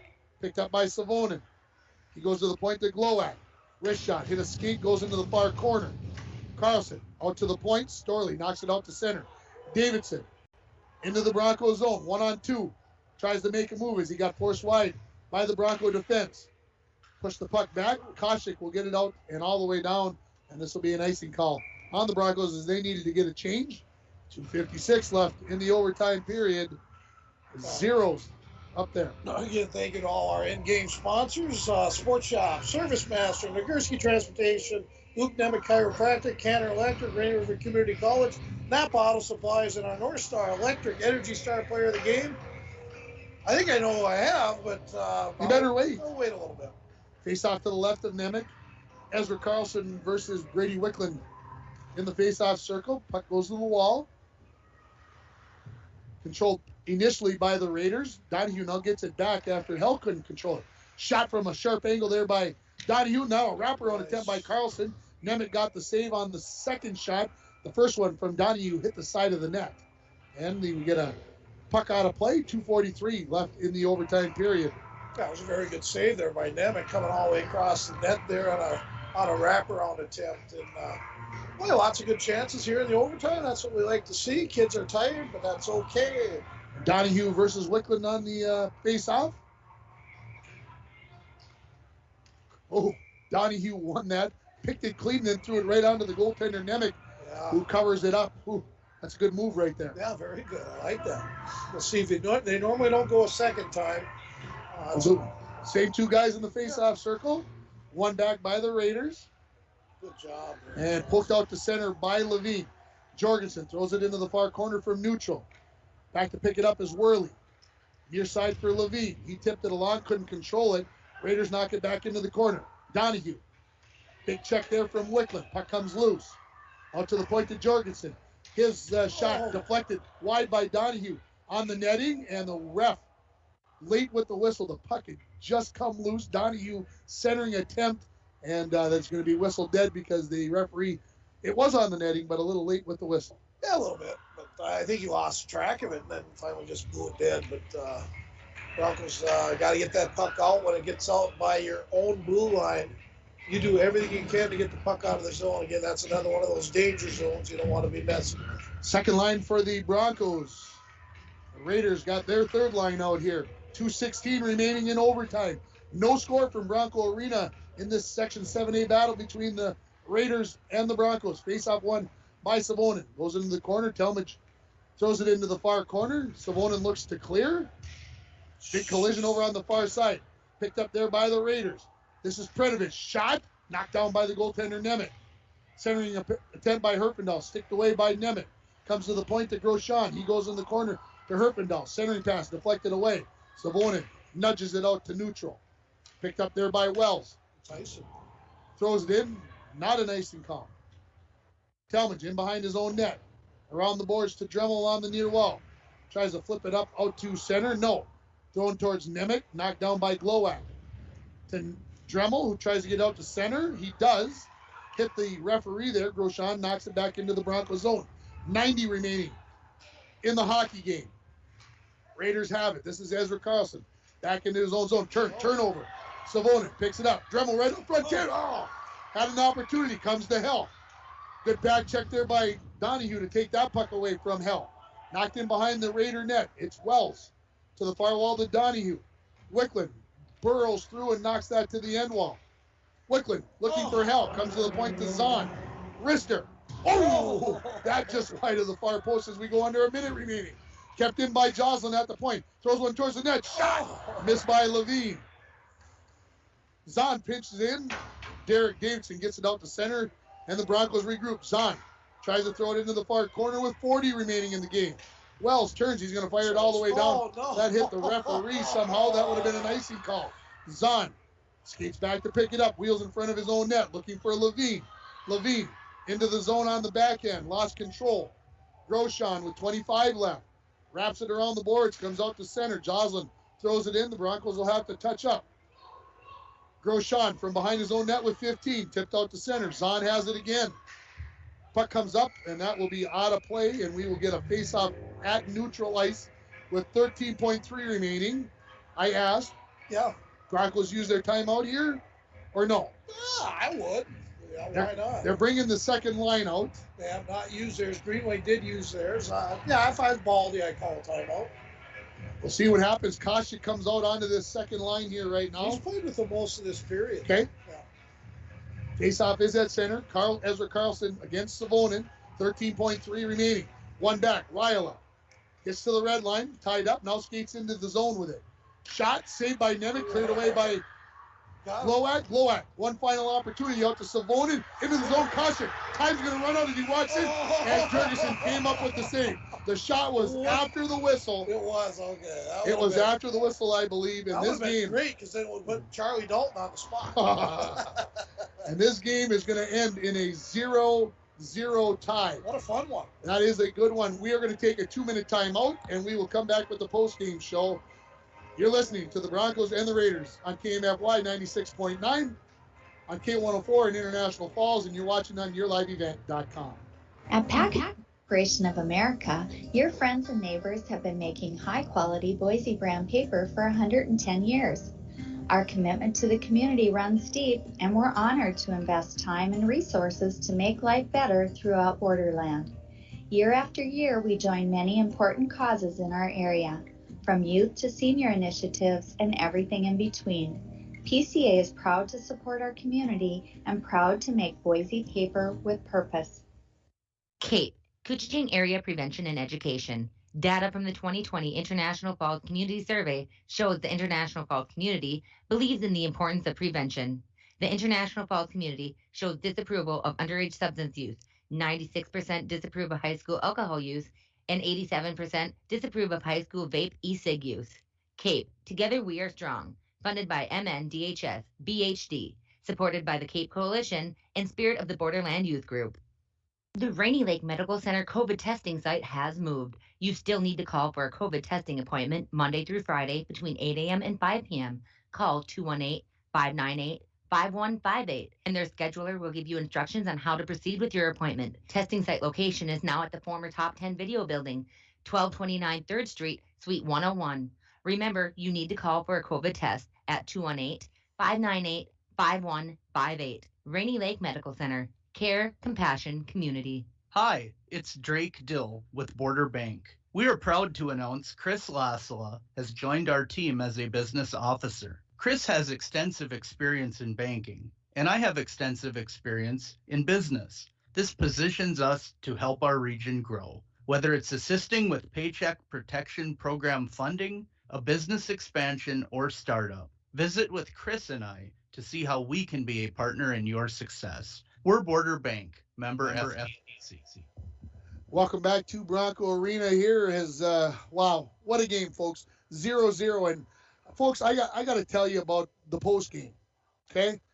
Maybe, I've lived in International Falls for nearly 27 years, and one of the most heated rivalries is between the Raiders and the Broncos. And I'll tell you what, every one of the Raider players came down and either tapped Mitch Nemec on the pads or gave him a pat on the head, ding the COVID rules, ding all the other stuff. And then the teams basically got together at the blue line here to our right-hand side and basically talked to each other, tapping each other on the shin guards with their sticks. What a great game it was, folks, a 0-0 game. And I never thought I would see the Raiders and the Broncos show so much respect for each other during a post-game